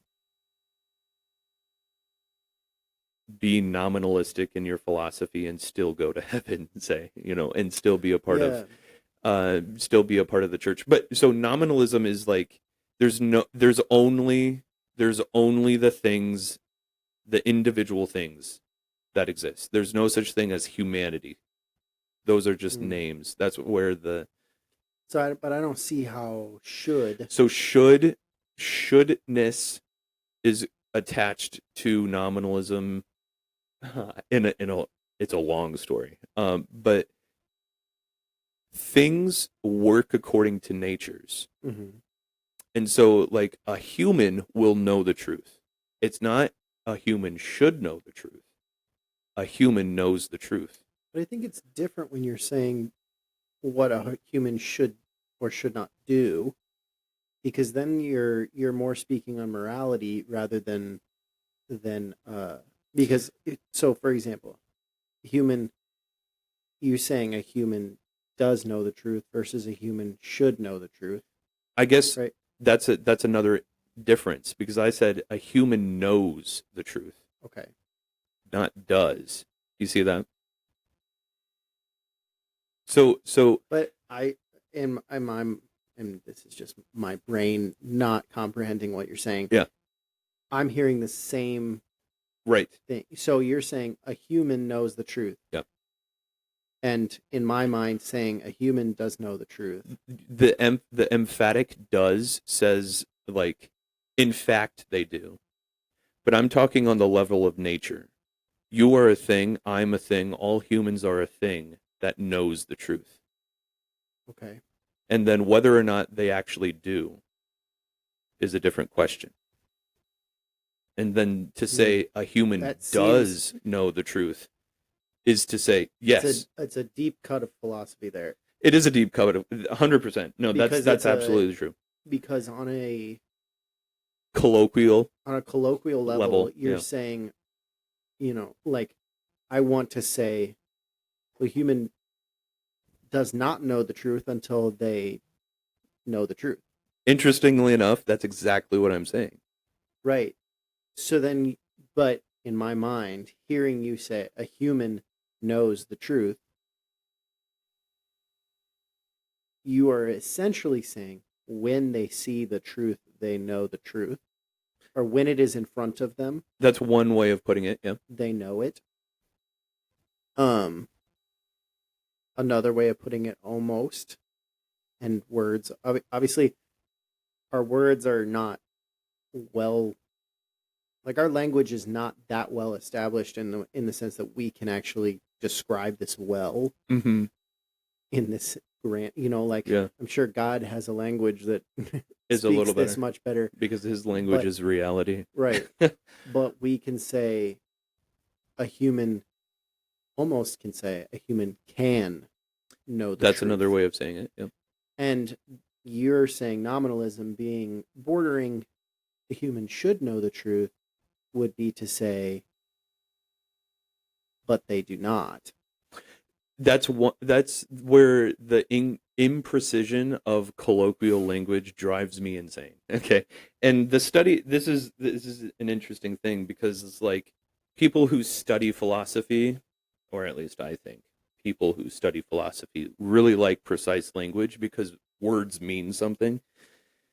And then people, and you see this all over the dialogues, Plato's dialogues. Mm-hmm. Socrates has to go up to like Glaucon, and say, now, Glaucon, don't be a misalog. And misology is the hate of words. Yeah. Is the hate of reason, is the hate of, it's like saying, well, don't overlook the truth because you didn't like the words that were spoken. Or what we're doing right now, right? Yeah. This is something, truth is the conformity of mind to reality. That's what truth is. Yeah. And my mind and your mind can be at different times and at different degrees formed to reality. And then when we share, so I have come into a certain degree and kind of conformity to reality, and I can share that conformity with you through spoken words, written words, etc. Yeah. And then through discussion, you can disagree with a lot of my conformity and I can disagree with a lot of your conformity. And in doing so, we actually come closer to the truth. Yeah. We come more conformed. Our mind comes more conformed to reality because of disagreement. And we can search out, this is the love of wisdom. This is philosophy. I disagree, says Glaucon, X, Y, and Z thing, and then Socrates, in his Socratic way, kind of dismantles that with weird arguments, Yeah. And the goal here is that both of them come into deeper conformity to the reality that they're considering together. Yeah. And so, like, words in that way mean something and are very important so that we can actually come to a closer conformity to the reality, that our mind can come into a closer conformity to reality. Yeah. And precision of language does that. Right. Which is why vocabulary is so important. Oh, 100%. Building your vocabulary, because I have often noticed this. I wouldn't say I have a large vocabulary, there's a specific number of words that I might have in my vocabulary that others might find to be, above the mark of vocabulary wise. When we're having a discussion, I'm sure our one viewer out there will probably say you probably have a much higher vocabulary than I do. You're much better read than I am in many regards. Thank you, dyslexia. But I would say, and thank you, seminary, probably as well. Right. Kind of forced you into reading and teach and learning a lot of philosophy that I didn't have the mental wherewithal to withstand. Right. But I love having these discussions and coming closer to truth, as you say, or coming closer to reality, and the reality of the truths that we are trying to express and to make material here. And so then in that regard, I think that my vocabulary often grows the more I listen to, let's say at a time when I listened to Jordan Peterson very, very often, my vocabulary was much better. Yeah. And I lost a lot of it. I didn't listen regularly for a long time. And then I lost a lot of that vocabulary. Right. But you also notice it in negative regard towards vocabulary as well. Exactly. The more, more times you listen to people cuss and all of that, you then start to do it. Yeah. Your vocabulary is very culturally affected. Oh, absolutely. And so you say, hell yeah. But yes, I think that there's a lot of ways that can negatively affect the ability to see reality. And that's why, like, the primacy of the colloquial, translate that into Adam, that sounds really smart, but translate that into the colloquial, and then it's like, see, sometimes you can and sometimes you can't, because the colloquial mind has forgotten the vocabulary. Yeah. Or never had the vocabulary to and begin that's with. true too, you know? And I think that, for the colloquial mind, it's essentially like talking the difference of blue collar versus white collar vocab, and it's like, oh, you go to a blue collar guy and you try to talk him through Excel spreadsheet, and unless he does Excel every day, he's not going to know or care. Right. And because it doesn't apply to your life and what you've surrounded yourself with and your reality. But to make the observation that my language affects affects my life, my daily life, my language, because I can, some words are closer to the reality than other words that I'm trying to express, say. And this is why, like, misunderstanding is so rampant, and, no one wants to, sit down and, well, what do you mean by what you just said? And then actually try to do that and learn. But no, the assumption of words is both a necessary thing for culture, but also a dangerous thing. Because if you are not speaking the same language, you're going to end up finding out you misunderstood one another, and that has real effects on the things that you do in your life, and the things around you, and the people around you, and whatever. Yeah, and I think, I'm in construction industry, and so there's a lot of times where there are nuances in what people will say in referring to, oh yeah, I need to order a 2.6 door. Yeah. And to somebody who doesn't know that, 26, they might think a 26-inch door. What? Yeah. That's not right. What, that's not what you want. You want a 2-foot 6-inch door. Yeah. And honestly, when I first got into the industry, I made that mistake. Actually, I went in and I said, "Yeah, I need a 2.6 door." And he said, "Okay, well, here it is." Yeah.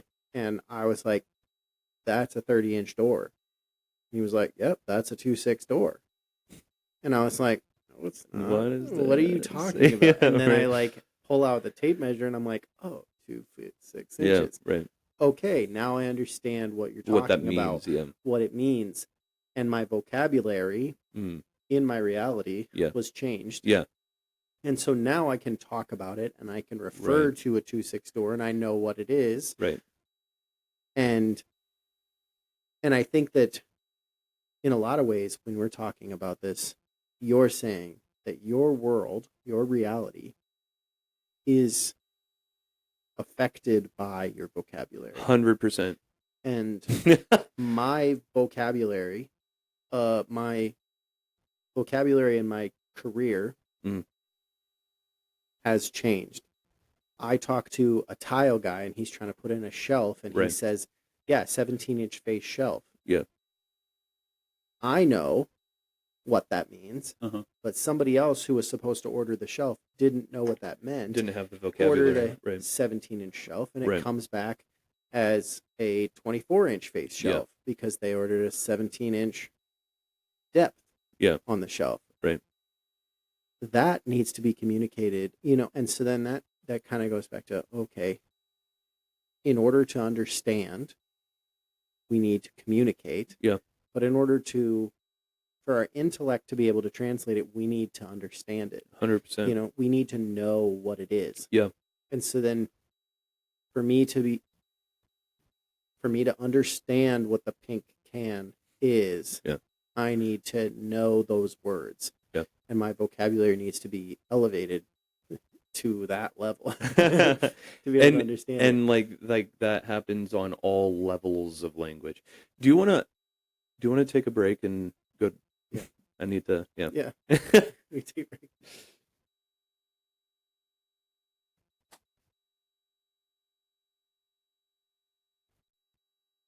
And we're back. Back from the break. Yeah, nominalism. What a thing. Yeah, we were talking in the hallway. Yeah. After potty breaks. And Potty. I don't need more liquid. I got more.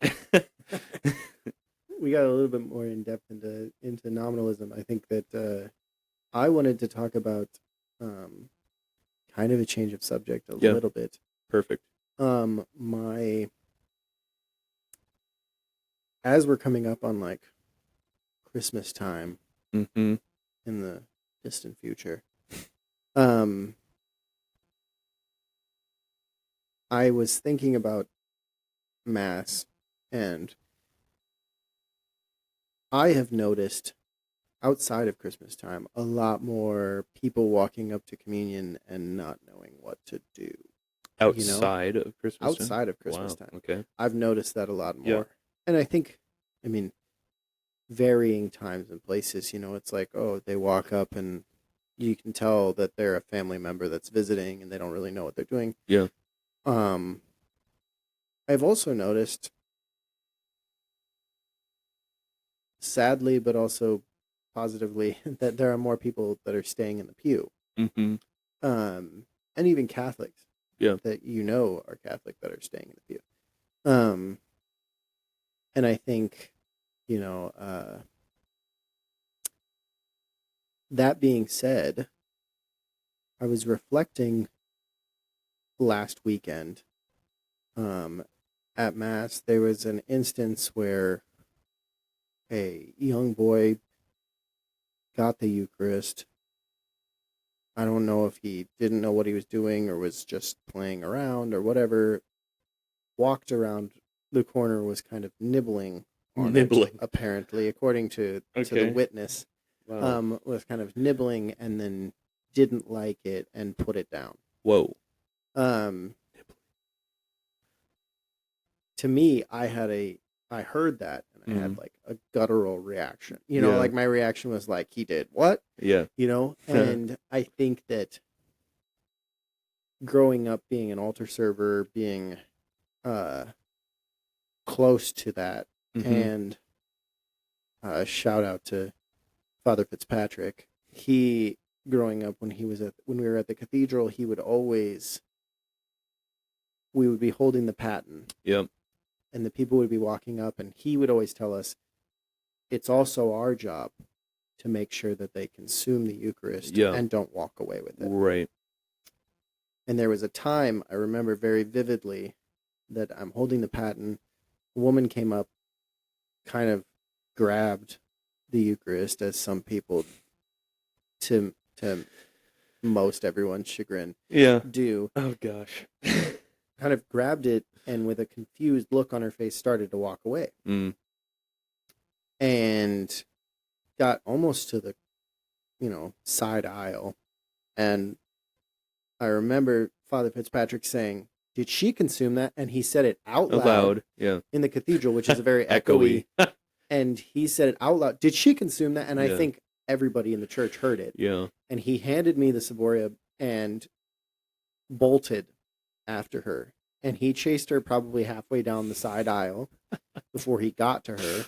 Yeah. And in a very non-ashamed tone, said, "You either need to consume that or give it to me." Yeah. And she gave it back to him. Wow. And I think on that woman's part, it was probably a Christmas or Easter type situation. Yeah. She was there, didn't really know what she was doing, was probably very confused, and I kind of feel bad for her now. Right. But I was discussing this with my pastor, and I was thinking about how the Knights of Columbus at high masses and stuff like that, you see it with their swords, often stand to the side during communion. They walk up the front right before communion starts, and they go off and they hold their swords on the side. That used to be that those knights were ensuring that no one was leaving with the Eucharist. Yeah. Now, widely ceremonial. Yeah. And I don't think that most of those knights, if not any of them, are aware of what that used to be. Right. The Knights of Columbus was the Catholic response to the what are they called? Masons. Yeah, the Masons. So it's like the Catholic, not the Catholic version of the Masons, but like the Catholic reflection. It was giving the Catholic men something so that they didn't get recruited by the Masons. Yeah. Because the Masons were recruiting Catholics. Right. And the Catholics didn't know what the Masons actually were. They thought it was just a charitable organization. Which is now what, unfortunately, most people think that the Knights of Columbus are. And so, like, they did that because... Are you a knight? I am, yeah. I am as well. They did that. The knights would line the aisles, during communion, so that no one would leave with the Eucharist, because the Masons and other groups, of course, would steal the Eucharist for their things that they would do. Still happens. Still happens.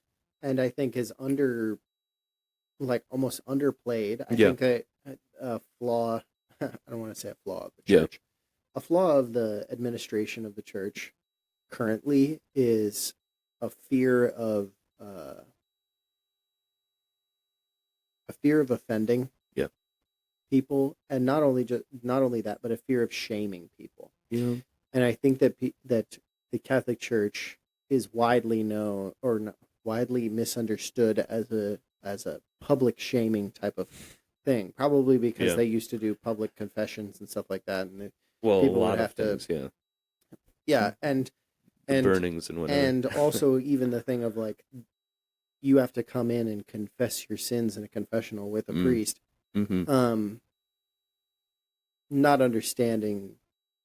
I mean, the majority of the bad name of the Catholic Church is just misunderstood teachings of the church. Right. But I also think that things like this, things like people stealing the Eucharist, or in the case of this boy at Sunday Mass, not understanding what the gravity of the reality that is in front of them. Yeah.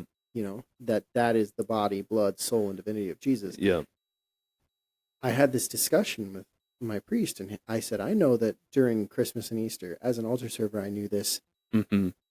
The clergy tends to be more vigilant. Yeah. Because they are aware that people are coming who aren't normally there, who probably should not be receiving, or if they're innocent and unaware, or not innocent, but just they're unaware, naive. Yeah.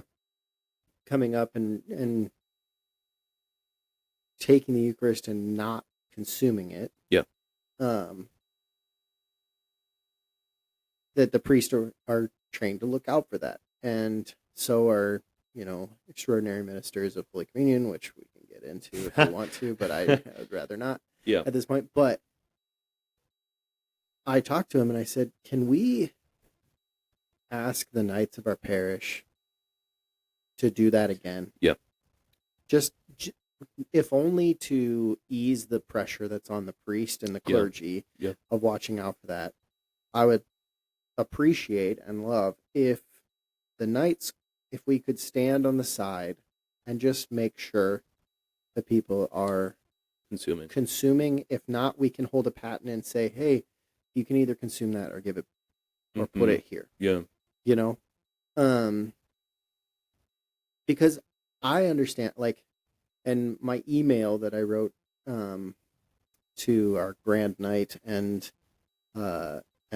pastor was, I was in one sense calling out the Knights for the loss of this beautiful tradition. Yeah. And for they're making it more of a ceremonial thing. Which I understand that there is a little bit more security and awareness and things like that, but it still happens, and so we need to be vigilant. Right. And I think that because of that, we also see a loss of respect in general. Yeah. I think that, for example, if an important diplomat is driving down the street, what do they have? A motor pool. Mm-hmm. They've got cops. They have their lights going. They have sorts of protection. They have all sorts of protection. They have everything going on, right? And what do people do? They stop and they look. Mm. Who is it? Yeah. Who is this person that they're protecting? Who are they making such a commotion about? And I tend to think, why are we not making a commotion? Yeah. There was a youth leader when I was in high school who used to joke and say, why do we waddle up to communion like penguins when we should be pushing and shoving and running to be the first to receive him? And waddling. And he was referring to it, in other countries. Yeah. There is no pew by pew. You just go. If you are going to receive communion, you get up and you go. Mm-hmm. And if you're not ready to receive communion yet, you can sit and pray and wait a little bit longer. It's not this organized. It's an organized chaos. Yeah, and the Even American in way LA, it's that way. And the American way of doing that, it almost puts the expectation on the this pew is standing up and going, and now and I know that maybe I'm that family member that doesn't go to mass anymore except when they come home for Easter or Christmas, and or maybe I'm one who's struggling with habitual sin and I don't want people to know, and so the standing up and everyone funnels out is almost like if I don't stand up. Adds to the idea of the culture of shame in the church as well. It's the expectation that, this is, everyone's doing it. All of the pews in front of me are empty. Yeah. Which I suppose you can still come up and receive a blessing, but, You get the same blessing at the final blessing. Exactly. Not to say that blessings shouldn't be given. Right. You can receive multiple blessings. So, and if you are in a state of sin, I'd encourage people to go up to get a blessing, because you're asking, you can go up and ask, in your personal prayer, say, okay, God, I desire to receive you, but I know that I'm not worthy. Right. So bless me and help me to overcome this thing that has caused me to not receive you. Right. And so then that should be your prayer walking up there. In my email to my pastor, going back to what I said, I said, I don't think we should be afraid to offend those who are ignorant that this is God. Yeah. I read that email to someone in my family, and their opinion was like, I don't know if that, like, essentially, and it was similar to my pastor's response, was like, how can we do this in a discreet and respectful, way, which I don't disagree with. I think it should be respectful. I think it should be discreet. But I think that if somebody tries to run away with the Eucharist, I'm going to tackle them in the church. Like right. If my role is to ensure that no one is walking away with my Lord and Savior for whatever reason, whether or not they are aware of what they are doing, I'm not afraid to say, no, that is my God. Yeah. And why not? If there are people who are willing to die for this, then I should be willing to offend. For sure. For this. And not be offensive. Yeah. There is a difference. Yeah. I'm not intending to be offensive. You're going to step on some toes.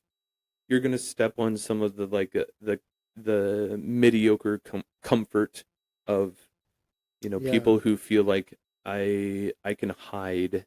Well, also you have to be uncomfortable. That's exactly right. Yeah. I have to stand there in front of a congregation of people. Yeah. And maybe most of them hopefully are not paying attention to me, or hopefully paying attention to what is it? The Sisters of Life. Devotion. The Sisters of Life, have a medal that I think it's the Sisters of Life. And I'm going to paraphrase because I don't know the words verbatim, but it's like the Son of God became man. Nothing is casual. There should be no. I mean, you think about it, when Christ came into Jerusalem. Yeah. They laid palm branches down and they praised and sang, and it's easy for us to be like, oh, that was the medieval culture. That's what they did, In Jesus' time, that's what they did when they liked somebody. No, that's what they did for a king. That's what they did for their God. Right. Especially God. What they did when they were going into the temple, was sing songs of praise. And that's what they were doing when he entered in to Jerusalem. Right. And so, and I think, and probably a lot of them, similar to today, unaware of what they were even doing. Yeah. A lot of them probably were just singing along because everybody else was singing. Or they were putting palm branches because everybody else was. Yeah. Or because he was just this great teacher. Yeah. And they didn't understand the gravity of what they were doing. Yeah. Fulfilling a prophecy. And again, I think that we should be unafraid. I mean, the Eucharist is the source and summit. The source and summit. And if it is our source and summit, then should we not treat it like the source and summit? Stand there with swords drawn. Yeah. As the knights originally would do. Yeah. And the knights were founded not in a time when swords were that popular. Right. When did Father McGivney? Was it the 1800s? Mid to late? I can't remember exactly. Yeah. But I apologize for anyone who might be. Yeah. I'm just a first degree. Yeah, don't mind us. But I think that, that being said, standing with swords drawn, a lot of people look at the knights and they're like, oh, look at those guys with their swords drawn. And I think that today, it's equivalent to standing with guns drawn. Yeah. You know, when we see guards guarding the street as an important diplomat comes and they've barricaded the roads so that no one can get on. Yep. And there are soldiers, Yep. heavily armed, Mm-hmm. in full kit, standing there guarding the road so that no one can approach. Yep. Unless they are meant to. Yeah. You know, unless they have an invitation. The beauty is everyone has an invitation. There's correct to channels.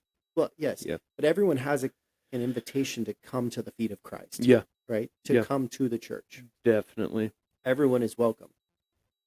But what is not welcome is coming to the church with the intention of disrespecting the Lord. And I also think, and this might be a little bit more controversial, you are welcome in the church, but your complacency has no place here. Yeah. You know, if you want to come to Mass because it's just, you know, oh, my family's done it forever and that's what I do. I'm glad you're here, but look up. Yeah. You know, pay attention. Yeah. And I'm obvious, we're all guilty of this. We all have gone to the sacrifice of the Mass and not paid attention. Yeah. And I confess that every time I go to confession. And maybe that was what JP2 was confessing every day. I don't know. But like, there is a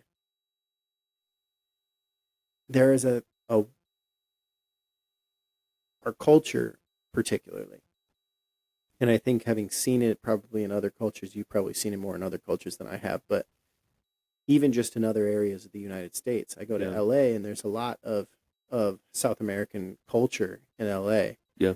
And Central American culture in LA. And the culture leans much more that way at church. Mm-hmm. So much like the cathedral in LA, they don't do the pew by pew. You just stand up and go. You just go. And I, at first, was like appalled. What is happening? God, this is chaos. Chaos. I don't know what How to do. dare you? Am I supposed to go now too? And like, some old lady is cutting in front of me. I think she was way in the back, and she started walking up during the Lamb of God. Gladys, you know? sit back down. You know, but I was like, eventually grew to understand, and I think probably more so when I left LA and came back to the humdrum, like, this is just routine. We all like wait for the wait for the person in front of us. And it's like, there is a beauty in that. Mm. There's a beauty in the tradition. Yeah. There's a beauty in the tradition of like the altar rail. You had to wait one by one at the altar rail to receive. And eventually, if everybody stands up, a line forms, or a crowd and somebody fills a spot. Yeah. But at some point there's a line waiting to receive the Lord, and that is like an advent of sorts. Yeah. And we should be treating that line as we wait to get up and go to receive as like advent and prepare your heart for the coming of the Lord to receive him. So I think all those things being said, I want your opinion on the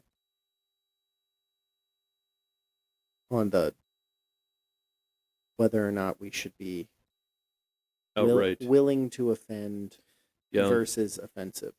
Yeah, I mean, that's I think a good distinction, willing to offend versus being offensive. Like if you're,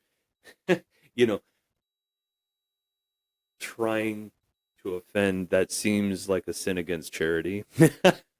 But charity is not afraid to ruffle feathers. Yeah. There's a lot of feathers to be ruffled. Yeah. There's a lot of feathers that can be ruffled. Yeah. There's also a lot of feathers that need to be ruffled. That's right. And there's also Jesus, you can't really isn't righteous anger. Yeah, isn't this just the way that like we we often find ourselves saying something like, well, Jesus flipped over tables and did stuff in the temple, made a whip out of cords, all that stuff. But then it's just like, so I can be rude or whatever. And then it's like, well, no, you can't really do that. That's not the point. He's obviously different than you are. Yeah. Yeah.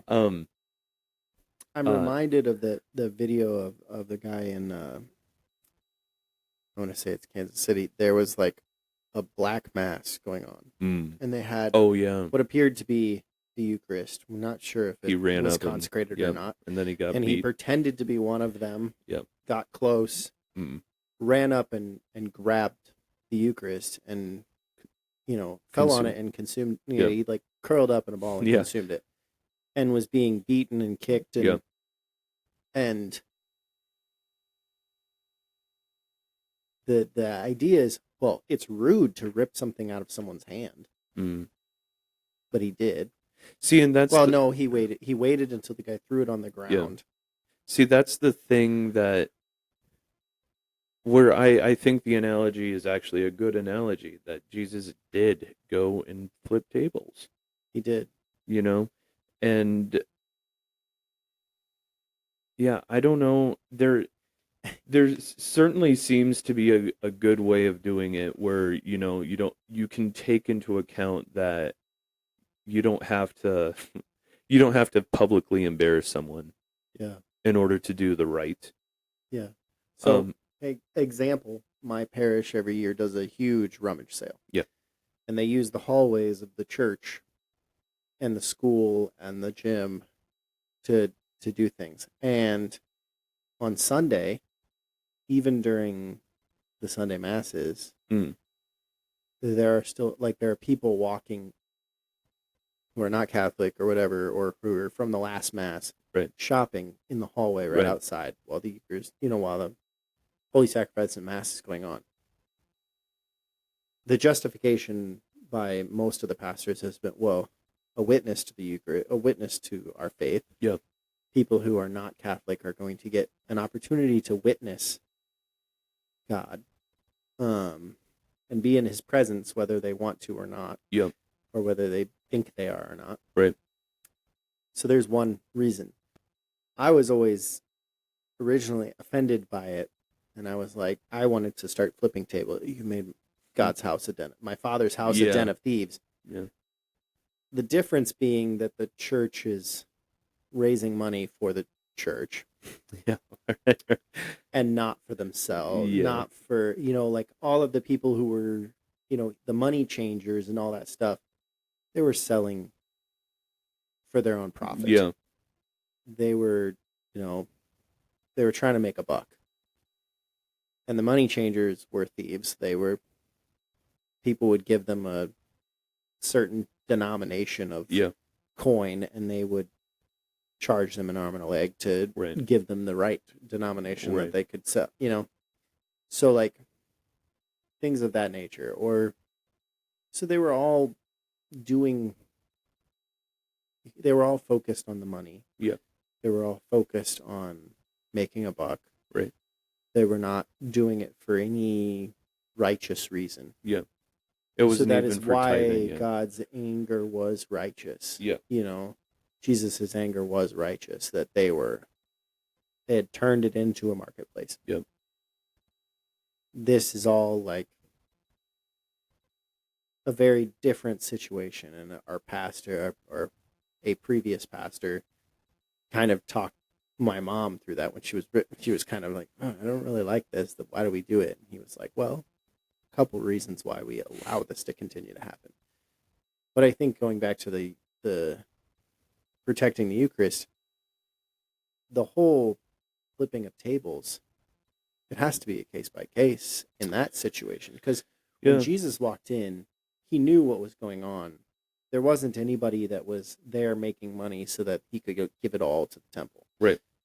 Every one of them was trying to make a buck. Yeah. And his whole point was like, you could do this outside the temple. How about why not in that? Why are you doing it in the temple? Right. Go to the parking lot. Catch me outside.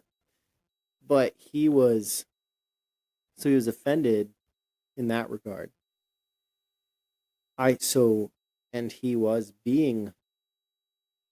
likely offending people, if he's driving out their Very animals likely. and flipping their tables with all their coins on it and stuff. Yeah. I'm sure there were people angry at him. 100%. And you can't imagine that feathers were ruffled. Yeah. And also, even the priest of the time were probably making money off of allowing these people in. The priest came to him and said, "What sign can you do to prove this?" Right. So they were offended by him doing it as well. Right. So the whole, everybody was offended. There were even times when his own apostles were offended by what Jesus was saying or doing. Plenty of times. When he said, "You must eat my body and drink my blood," it says in Scripture that people walked away. Yeah. He turned to his apostles and he said, "Will you leave me too?" Yeah. And I think that, I'm not claiming to be perfect, and I will never claim to be perfect, especially when it comes to my devotion to the Eucharist. Yeah. But I think that there needs to be a revitalization, especially in leadership in the church, of this is God. Yeah. And we cannot allow for disrespect, blatant disrespect of God. Right. So that being said, the difference of somebody who's trying to run away with the Eucharist or trying to steal it, you notice somebody who looks both ways and tries to slip it in their pocket. Yeah, I'm going to yell at that guy and say, "Get that out of your pocket and give it to me." Mm. You are not going to take my Lord, But the small child who is walking around the corner and doesn't know, get down on their level. You say, "Hey, bud, do you know what that is?" Yeah. That's Jesus. Sure. And when we receive Jesus from the priest, Jesus asks us to eat his body and drink his blood, and that's what we're doing here. Right. If you don't think that you can do that, then hand that to me. Yeah. And I'll take it. Yeah. That kind of conversation, or even an adult in that situation. Yeah. Hey, do you know what you're doing? I'm not quite sure that a Eucharistic catechesis conversation would need to take place in the moment. Yeah.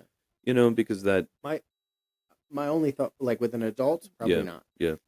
Because if you don't know by now and you want to know, maybe I'll trade you an OCIA invite for right. for the Eucharist. For the Eucharist. But I think for the small child, to avoid a situation of the kid running away, or throwing it, doing what kids do, I think to avoid that situation, it would be better to have a calm, 100%, quick little conversation, Yeah.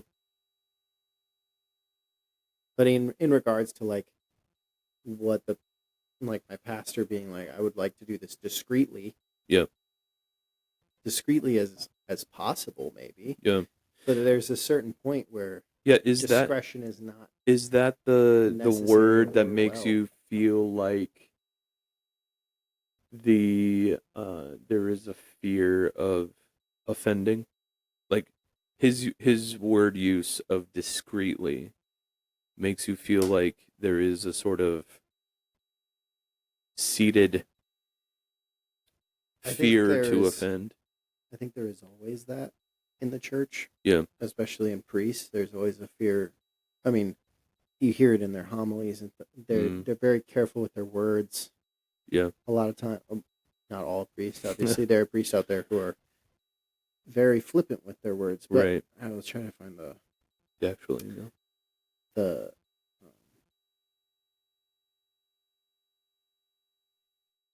yeah, I mean it's and And I don't disagree with him in the discretion part. We're not trying to shame those who don't understand or misunderstood, or we're just poorly educated.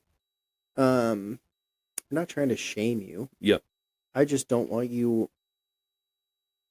for your own soul, I don't want you unworthily receiving the Lord. It's not a, in the church's teaching of sin, if you are unaware of how grave the sin is, then you're not as guilty. Of it being so mortal. But I think that on the off chance that someone is intentionally trying to do something with the Eucharist, and I think, like, in the name of protecting against those situations, treat every situation with that kind of, I want to say, with a degree of intensity. I think is what I'm picturing. There has to be a degree of intensity, swords drawn, for lack of a better term. The reason swords were already drawn, is because there is an assumed threat. I am assuming that when you walk away with the Eucharist, that you, one of two things, either don't know that it is your Creator, or do know that it is the Creator and want to do him harm. Those two things. If it was a earthly king and I was in charge of protecting the king, if somebody walks up to the king with sword drawn, and I already have my sword drawn, I can defend him easily. If somebody walks up to the king, doesn't know it's the king, sees my sword drawn and draws their sword, I'm still going to have to defend the king. So whether or not they're aware of how offensive they're being, I mean, it's so just, it sounds like you're just saying, in a more colloquial term, if somebody is unaware that they're going 100 miles an hour because they're not paying attention, the cop still has every right to pull them over and give them a ticket. And should pull them over and give them a ticket. Because that is what his job is. And because his job is to protect and serve the people. On the flip side, it should be everyone's job to protect the Eucharist. I think that churches need to go back to having people actively protecting the Eucharist, not just the priest, because just having the priest protect the Eucharist is just not enough. For sure not. You wouldn't just have one bodyguard for the president. Secret Service is a whole group situation, of people, So all of that being said, the words used in the email was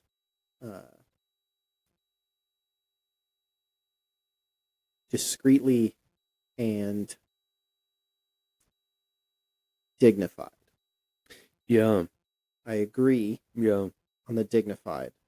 I would like it to be dignified. The discretion. I would not like it to be guys taking power into their own hands and yelling at people as they walk down the aisle to consume the Eucharist.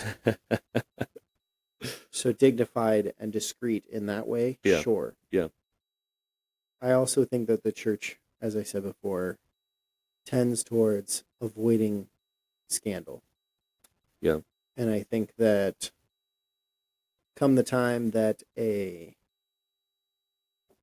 small town reporter, it goes to mass with their family and then goes on the, Monday morning live show and says, this is what happened to me. Some fat dude in a red shirt started yelling at me when I went up to communion at mass the other day. that makes the church look bad. So bad, Richard. You know? Yeah. And again, through miscommunication, so I digress. That's my tangent for the day. I totally agree. Yeah, we just need like the whole revival of who and what we're dealing with in the Eucharist, and finding a way to revive reverence and respect for the Eucharist. I also think that my secondary motivation for this, my underlying agenda, was partially not undermining, underlying, was partially a revival of giving the knights more of a purpose than pancake breakfast and Tootsie Rolls. And life insurance. Weird life insurance. Yeah. Yeah, I totally agree that the knights, it's just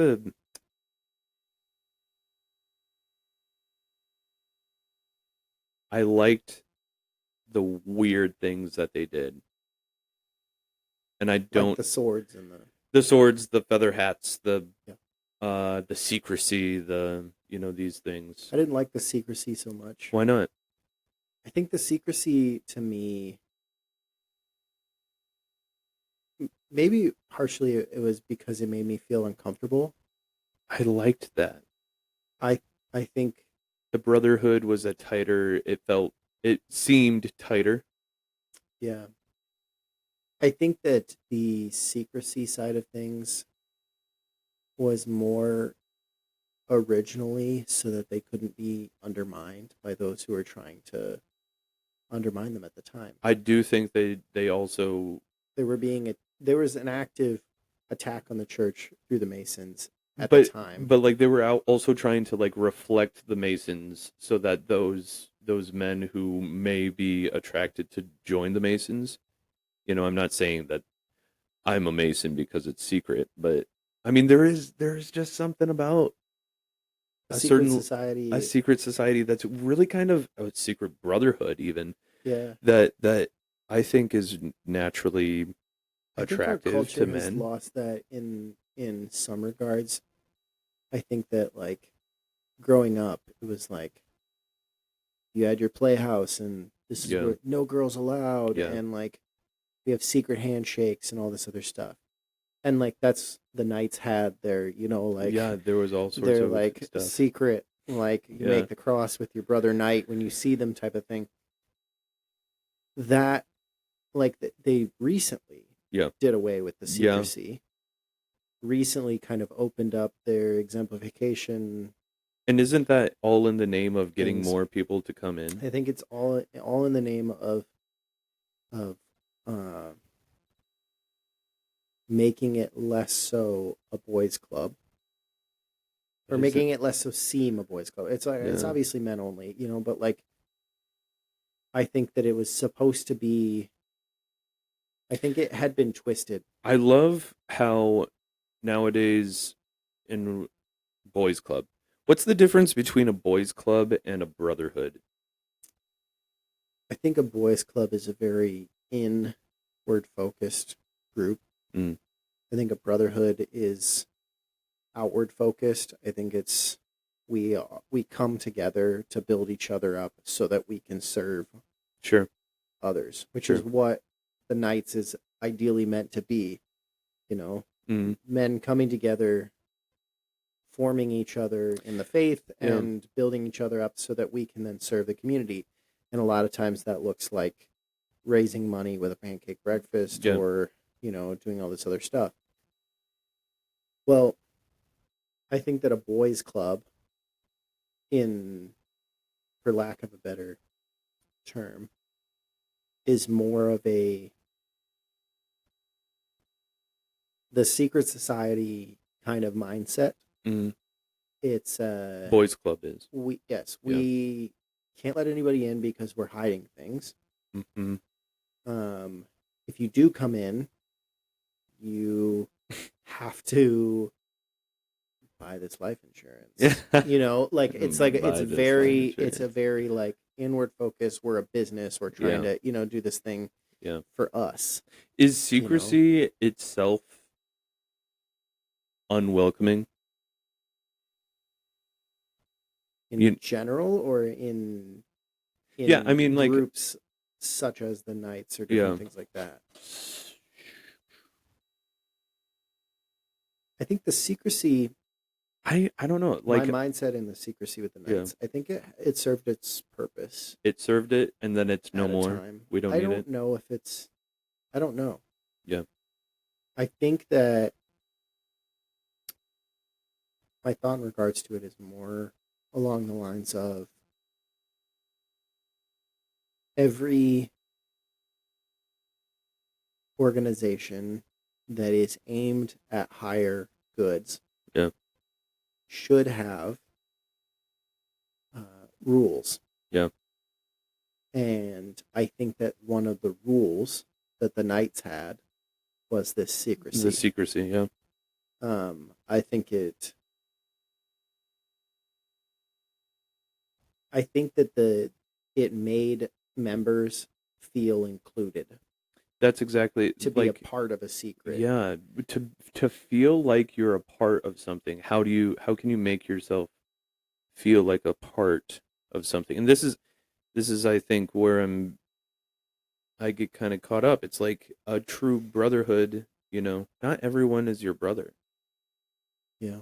You know, and like secrecy and, you know, a brotherhood stuff. But again, there's something about I think that the new leader of the Knights, from my understanding, he seems to be trying to change the general population's view of the Knights of Columbus. Because I do believe that everyone thought, oh, it's just the guys that sell Tootsie Rolls. Yeah. No, that, yeah. I think that's and I for think sure. It's just old men in red shirts who sell Tootsie Rolls a guy in around red Christmas shirt, time, I think. Fat guy in a red shirt You yelled know? at me. Yeah. Yeah. And I think he was trying to change that. And I think part of him changing that was opening up the secrecy side of things. Hey, it's not a secret society, just so everyone's aware of what we do. Yeah. You guys are more than welcome to come and see. Yeah. You know, we're not weird and demonic. The KKK. Yeah. We're not the Masons. Which people, also people thought that. Right? The Masons are still secret. Yeah. Still very secret. And I think a lot of people see the Masons and they're like, oh, they're just charitable organizations, Shriners and stuff like that. Right. And you're like, no, there's more to it when you get higher up. Right. But you can't get higher up. You can't look that high up because of the secrecy. Yeah. And I think that is what somehow people know that though. You know what I mean? Well, like, there were people who kind of went inside. Really? You know? Yeah. And whistleblowers and that type of thing. I think they also earlier on, they weren't as ashamed of their anti-Catholic stuff. You know, they were actively trying to steal the Eucharist and things like that. So it's known through their history. Yeah. You know, and I think that high up in it, it still is that way. Yeah. But they now have so many people that it has become like almost like there's a division of them. Yeah. Who's just the innocent. I just want to help people. Yeah. So I'm going to volunteer my time and energy. There's, I'm trying to do this in a discreet way. Dignified and discreet. There's roots of Freemason stuff in the community and communities around me, which is bizarre. In your diocese, you mean? Or in the diocese, even in like my hometown and stuff. Yeah. Which is bizarre because I mean here too. It's so weird, you know, and like it is very clear, and it's repeatedly clear, that you cannot be Catholic and Freemason, but like parishioners. Clear by the church. And by my pastor. Yeah. Clear by the church and not, but again, not by the Masons. Yeah. You know? Like, oh, no. Because at the lower level, they're not telling you can't be Catholic and join them. Well, obviously. But at the higher level, you have to deny the Catholic Church. Deny the Catholic Church. But, you know, it's like, I don't think the Freemasons hold them, they don't, it's not the, you know, like the Catholic Church is going to say, no, you can't do this because I'm honest about it, you know, and I don't think the Freemasons really care about that. Yeah. You know? Well, no, and I think that the way that the evil one works, a lot of times is undermining. Right. And he desires to slowly infiltrate. 100%. And so his method of slowly infiltrating Look at all the good we're doing Look at all here. the good. Yeah. He twists everything. Yep. There's not a single thing that he has touched that's not twisted. Yeah. Because you look at, you know, the Masons or different things like that. It's like, yeah, they did this, but they also did a lot of not weird good things. Yeah. You know, they were burning down churches early on. You know, that sort of stuff. That doesn't seem good with people in them. You know, like, okay. What do you think about the it's hard to say, you know, like the Shriner Hospital commercials. Yeah. What do you think about that? First of all, the like spokesperson kid that's on there, you know, that, well, you can get a free teddy bear or whatever, you know. This adorable teddy bear. Yeah, right. He's like 29. Yeah. Makes millions of dollars off those commercials. Yeah.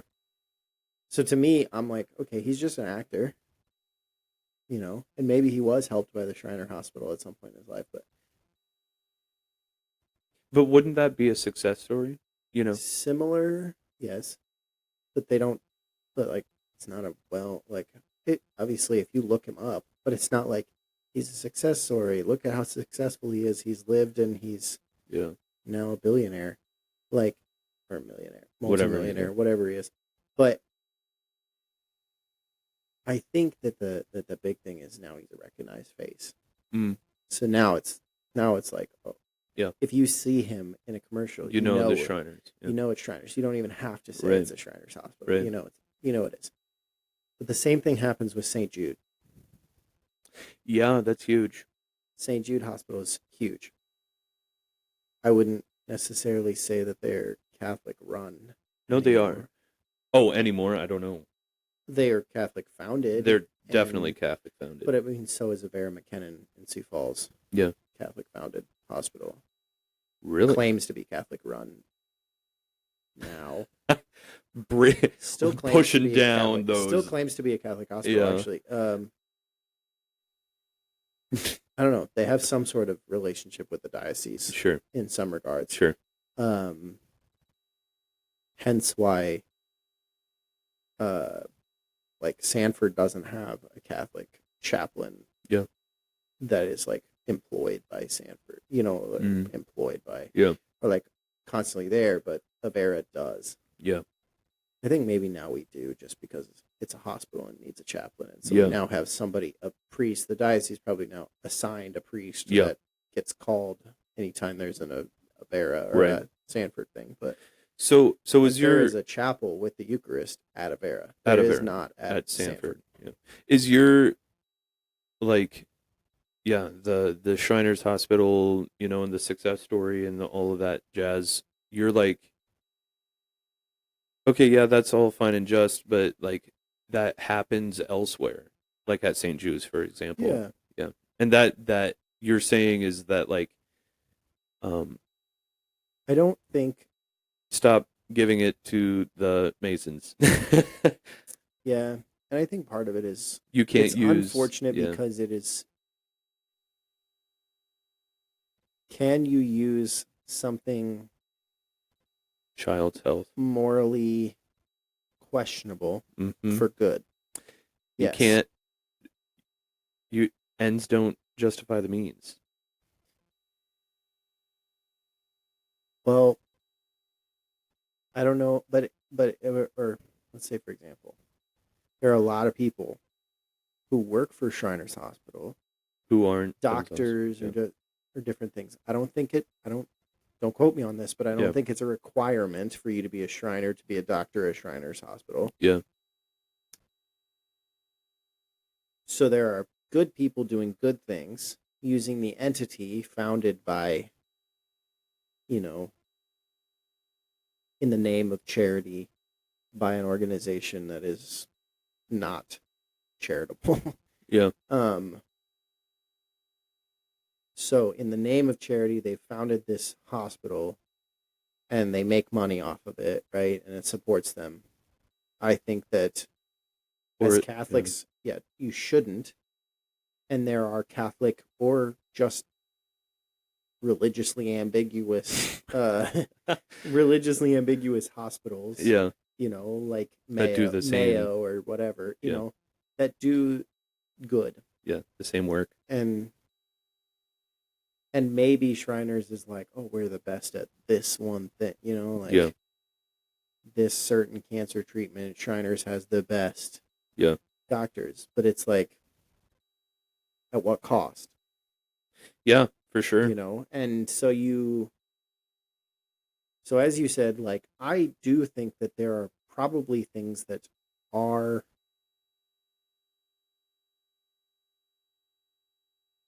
I don't want to say, like, I don't think evil can be used for good except by God. Mm-hmm. Because death technically was a tool of the evil one, right? Yeah. And God has transformed it, as we said before. So now we can say God used evil and transformed it for good. Yeah. So I think good can come of something that was originally intended to be evil. Yeah, definitely.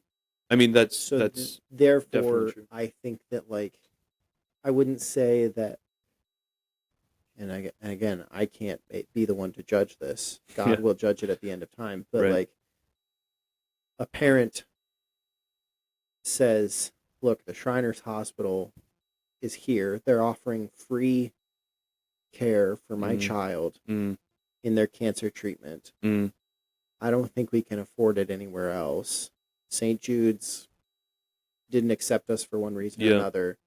We're going to send them to Shriners so that they can live a full life. Yeah. I don't think that they are necessarily morally culpable for whatever supporting the Shriners and whatever. Yeah. I don't know. It's hard. It's hard to say. That's very because interesting. A lot of it is based, like, Shriners, like the service that they offer. A lot of it is like, will cover your medical care. Yeah. Based through donations of other people. Yeah. And I think a lot of people donate to it for a good reason. Yeah. And that is so that those kids can be helped. Yeah. And it's such an interesting So then it's thing. like, I know having knowledge of it is, I think, the major reason why you cannot. I wonder what, like, I wonder if Catholic Answers or something like that would have an answer for that. Well, like, if you went onto Catholic.com and typed in, can a Catholic go to the Shriner Hospital? I wonder if they had anything on that. Curious. Curious. I'll look it up. Let's see. Hello, Google.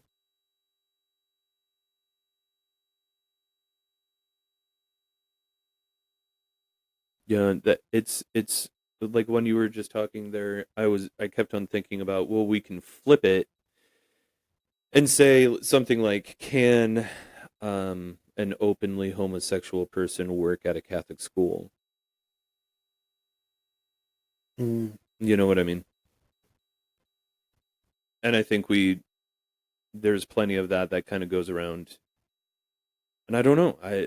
I know Catholic schools who do that, and I'm not saying that that's okay, but I also know a lot of Catholic schools who don't, like, are patently saying you can't do that, and I don't know. I'm pretty sure I'm pretty sure most people would say, no, that's the right thing to do. They can't, the openly homosexual person can't work at or teach at.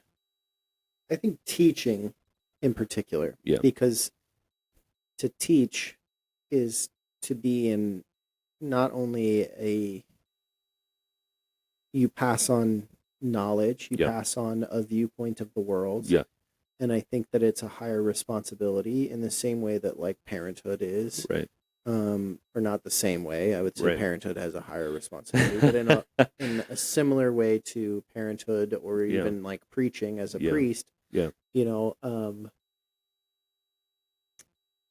Father John Rutten, Father John Rutten, good example of this, openly talks about his history with alcoholism. Yeah. But does not advocate. He's not currently an alcoholic. Yeah, right. So in that regard, somebody who was living an openly gay lifestyle has now converted to Catholicism. Absolutely. Understands absolutely. Yeah. Even if you still struggle with same-sex attraction. Yeah. That's something, that's your cross. Yeah. That God tells you to pick up and follow him. So then you can say, okay, I struggle with this thing. Yeah. Matt Fradd, perfect example, struggle with pornography, goes on to probably change thousands and thousands of people's lives through his witness. Right. A lot of other people are the same way. So then you can say, I think mercy and redemption is often the message of Catholic Church, and needs to be the message of the Catholic Church. But if there's a certain teacher, yeah, for sure, 100%. But if there's like a certain teacher who's like, I live with my partner, and I'm not planning on not living with, then no.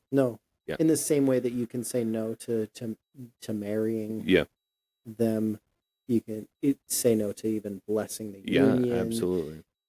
In the same way that a priest can refuse to wed people who are refusing to not live together before marriage. Yeah. They often don't, unfortunately. Right. For the sake of, I don't know, tolerance. Discretion. I don't know what that is. Discretion, maybe. But like, shouldn't be living together before marriage. Yeah. Period. Yeah. If you are the priest in formation of you should, and it's hard because it's like, can't deny someone the sacrament, but the priest doesn't give you the sacrament of matrimony. You do it to yourself. Each other. The church just teaches that they have to be a witness to it. Yeah.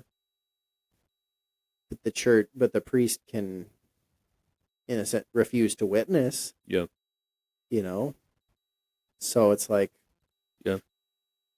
it's hard because, I mean, you shouldn't go into any sacrament but confession with sin. Yeah. Like, to be honest, like you should be, or I guess, like anointing of the sick. But that typically comes with confession. Exactly. So typically in the last rites includes confession. Yeah. Unless it's like, right, you're dying right now, and the priest is like, here's some holy water. Yeah. Do the thing. But they also can absolve you of your sins. You can do a flyby confession, a shotgun confession. Yeah. Not at shotgun point, but shotgun confession as in quick. Yeah. I don't know. It's really hard to say. Yeah. Did you find the cat? I found an article, and I'm trying to see. It does say that the church has not formally pronounced that financially supporting the Shriners is against Catholic principles. It says the question, because of some Masons, Shriners is a philanthropic endeavor of the Masons. It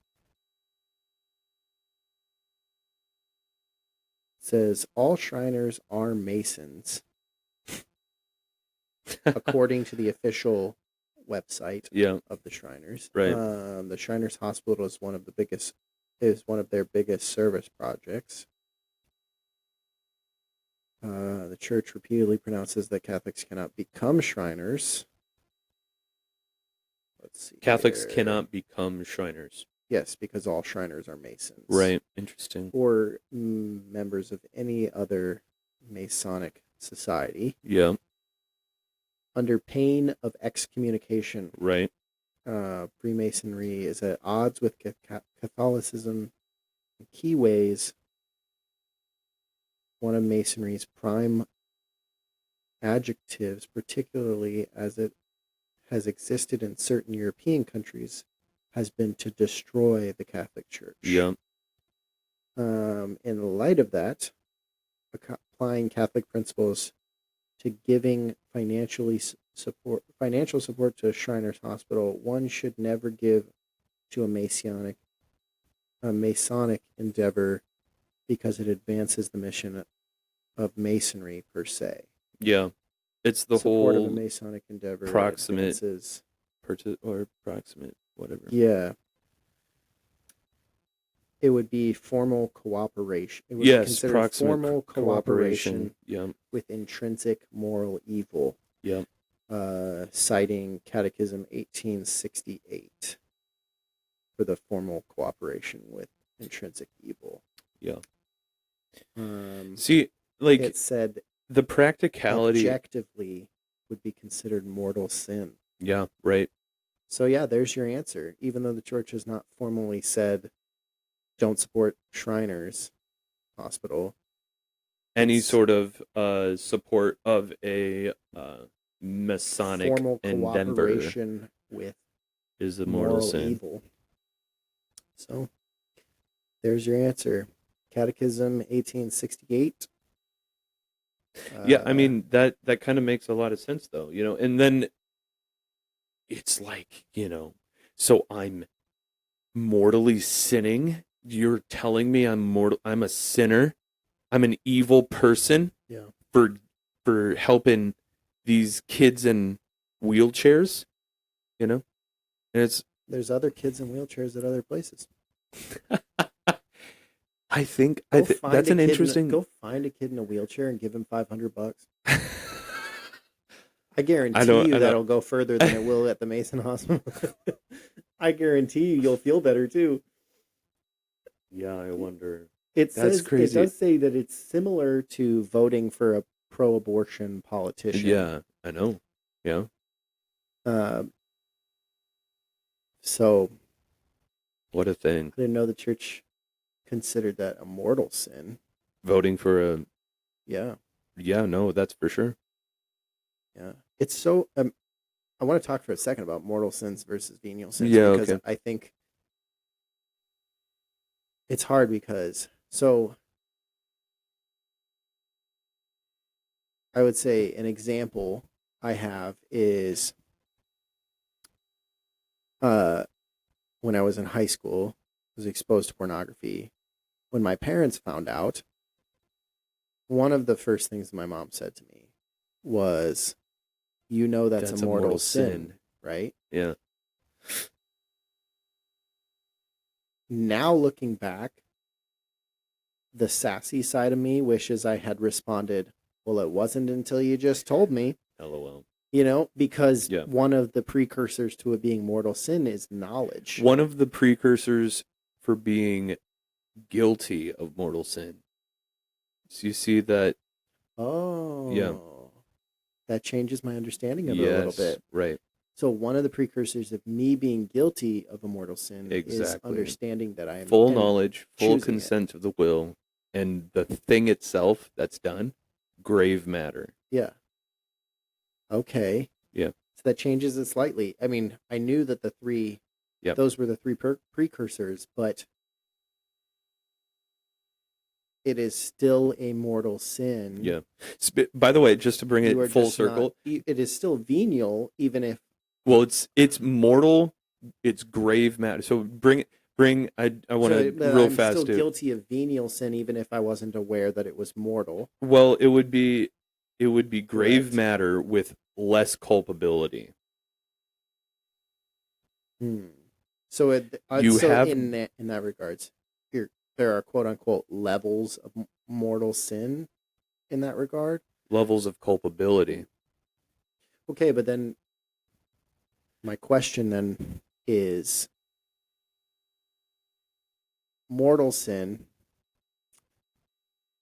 as the church teaches, is separates us from God. It severs the tie, right?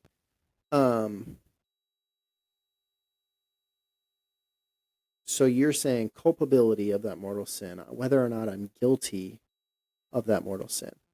So I can... Whether or not it's your fault that you did it. Right. So then in that regard, the mortal sin, let's say 14-year-old accidentally exposed to pornography. Yeah. The sin is mortal. Yeah. The person who is guilty of that sin is the one who caused the 14-year-old to see the mortal sin. Right? Because that 14-year-old maybe accidentally seeing it, right? Or, the sin is still mortal. He's still, I think that, I'm from my understanding of this teaching is that it's still a sin, right? The child still sinned. Yeah, the kid sinned. But venially. Because his sin was not in choosing to look at the mortal sin. So to choosing to take the action of the mortal sin, his sin was maybe complacency. His sin was maybe not paying attention. Viewing pornography. Is that what we're talking about?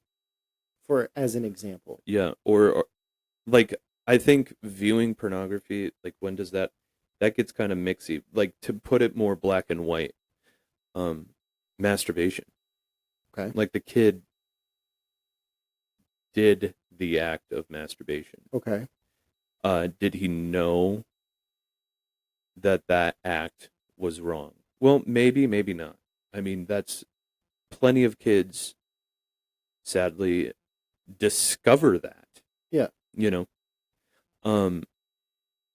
The act itself is grave. Yeah.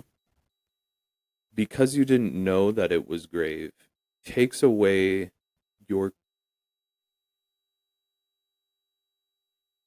let's call it the let's not try to qualify it. The culpability. That like the act you did is still inherently disordered and evil. The act that you did. Yes. But you didn't necessarily know that going into the act, that act was inherently evil. Yeah. And so you're not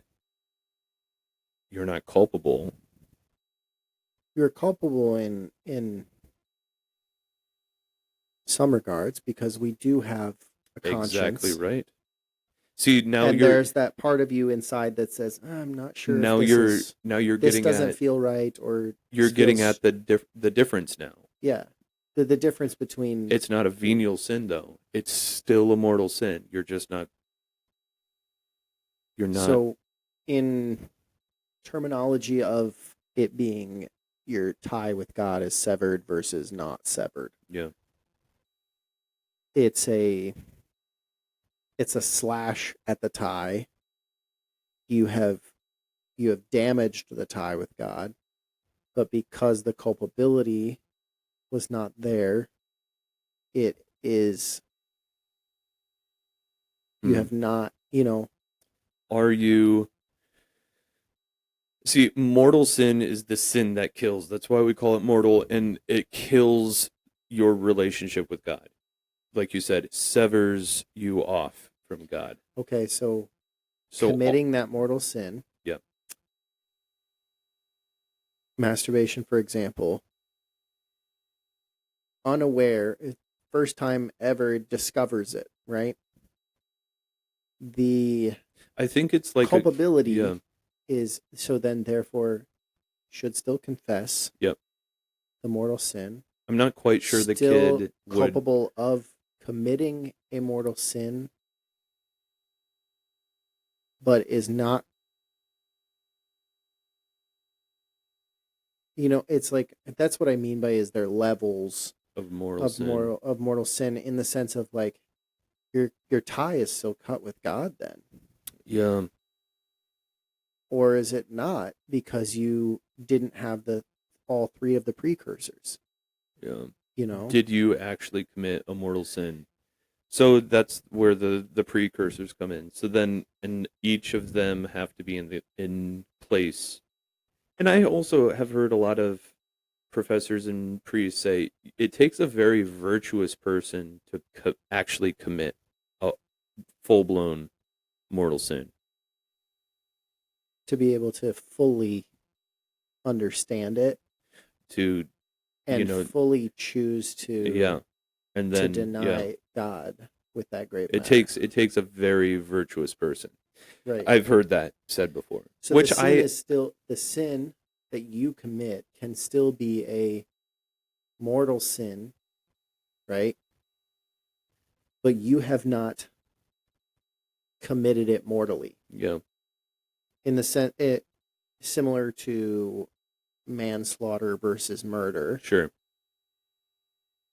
I think that might be a someone good idea. has still died. Yeah. It is still grave matter. Yeah. That someone died.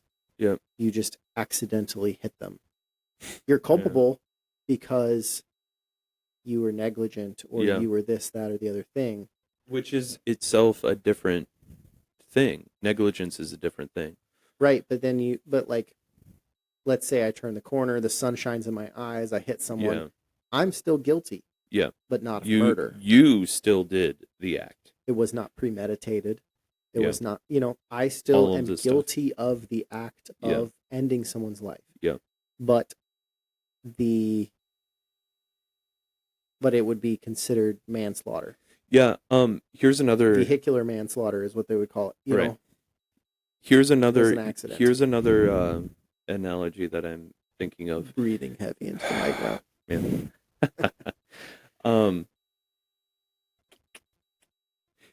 So like inherentness to the act. Yeah. A cough drop has inherent medicinal stuff. Okay. Someone can pick up a Werther's original because that's the only thing that they have in their purse and use it like a lozenge, but it has no medicinal value, inherent medicinal value. Besides maybe psychological. I mean, whatever, it doesn't have the, what is it called? Placebo. Eucalyptus. Yeah. And the methanol. Menthol, these things that have the medicinal. Doesn't have ethanol. Ethanol. These things that have medicinal qualities and are used to, soothe the throat, whatever. Yeah. Werther's original is just a sucky. It's a sucky old candy. Lady candy. It's a candy. Yeah. Whereas Ricola is not. So the thing in itself, I know. To me it is. The thing in it, there's something different about the thing in itself. You see that? Yep. And so you can't, the intention. But those are different. But the difference being is that those are different things. Exactly. But I think that, like, I'm just trying to use that as a way to illustrate how something. So yeah, the intention cannot itself change the act because you still the intention did the cannot act. Change the thing. Yeah. Just like the intention of taking medicine did not change the fact that it was a Werther's. Yeah. Okay. can we then flip it, change it slightly just to be more accurate to our analogy of you're intending to eat candy, but you eat a bunch of Ricola. A bunch of medicinal things and are overdosing on them. That's insane, right? Yeah. So then, I mean, yeah, happens. Yeah. Right. So intending to eat it like candy, but it's medicated and you overdose. Yeah. You're still guilty of overdosing. Yeah. You could have either intentionally done that and wanting it with the desire to commit suicide, or unintentionally done that with the desire to just feel better, or because I like the taste. Imagine a world felt good where someone like grows up calling the medicinal things candy and the candy things medicine. Yeah. You know, imagine a world like that. Well, that is our world. I know, but I mean, that is our world. Is that person? Is that exactly? You're understanding the analogy. Yeah. So then, is the world in which that this person calls the medicinal things candy and the candy things medicine? Are they culpable of overdosing on medicine? Yes, they are, because they're actually overdosing on medicine. Yeah. But not in a way that like damns them. You know, the prison cell is not, you know, like how they try to decriminalize some things. Yeah. I don't think they wouldn't be called a criminal because they're horribly, horribly mistaken. Yeah. Yeah. So then, that being said, God's mercy and understanding in that situation, if you know, the 12-year-old boy masturbates for the first time, mortal sin, culpable of committing that mortal sin, walks outside his front door and gets hit by a car. The belief in whoa, okay, things happen fast in our world. Right. The belief in that the church teaches in God's mercy would be that we believe, and I can't say this for certain, but we believe that God's mercy would be, he would be in purgatory. Is that boy in baptized? Order to, well, ideally, we're talking because we're talking about committing mortal sin or not committing mortal sin, and we're talking about in the realm of religious, in the realm of religion. Yeah. And so this boy is baptized. Yes. So you let's see, say baptized Catholic young boy does it, gets hit by a car, stands before God. The Catholic Church that would then believe, because he did commit the sin, his soul has to be purified because he cannot go into heaven with an impure soul. At least. So purgatory has to happen. Mm-hmm. That being said, none of us are getting to heaven without going to purgatory. Yeah, right. Right? And very few of us will. And sadly, I feel like very few of us will get to heaven past, in the world scheme of things, there's a lot of people in the world. And we pray every single day that we will be counted in the chosen few. But the church would then teach, okay, God's mercy transcends the sin, transcends the death, right? Mm-hmm. He still committed that mortal sin, but was unaware of its attack on his soul and on his person. Sure. In the same way that the person who was never aware of Christ's existence, never aware of God's existence, was never taught, is not culpable of never going to Sunday Mass, or of never praying, or never trying to build a relationship with God because he never knew.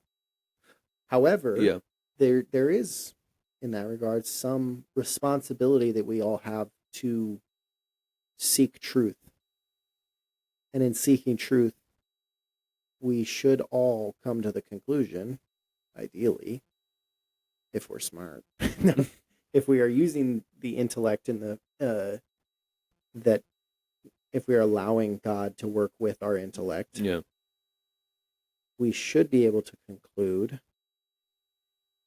that God exists, that Jesus Christ is one of those three persons in God. So that you just made a rather large leap there. By our reason, we can only. There's nothing about on our own reason. We cannot Trinity. We cannot reason Trinity, and we cannot reason Jesus as God by our own reason. Right. Those things are revealed, and also the Eucharist. Those things are revealed by a God who can, by our reason, be known to exist. Yeah. You know, so it's. I mean, through searching for the Transcendentals, and yeah.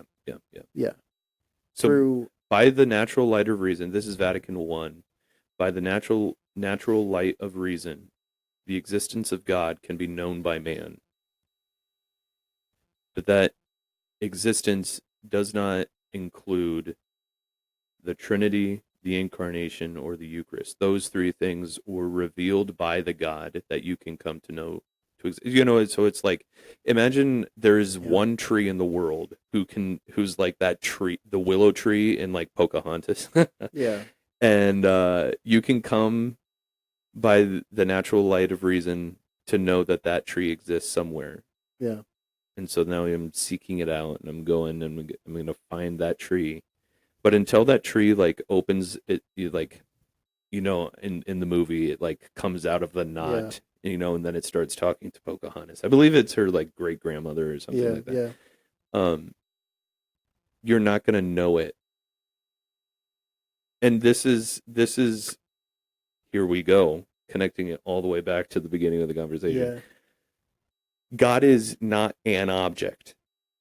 Yeah. He is perfectly subject. Yeah. It's up to him to reveal himself as he is. Yeah. And he chooses to reveal himself in a myriad of ways, so that each of us will come to know. Yeah. Can. Yeah. I will. Guess can. Yeah. And as the nominalists would say, should come to know him. LOL. But yeah. I think that's a great place to leave off. We made it full circle. What do we get? Here. Oh my gosh, 3:40. You said you had to leave at 3:30. Yeah, whatever. Well, here we are. Hours have gone by, and we are would still talk for another couple of hours. When I told my brother John we were doing this, he said 5-hour episodes. Oh, that would be lit. And I said, we're shooting for 2. But yeah. Cool. Episode 1. Episode 1. Thanks for joining, everyone. And the books. See you later. See ya.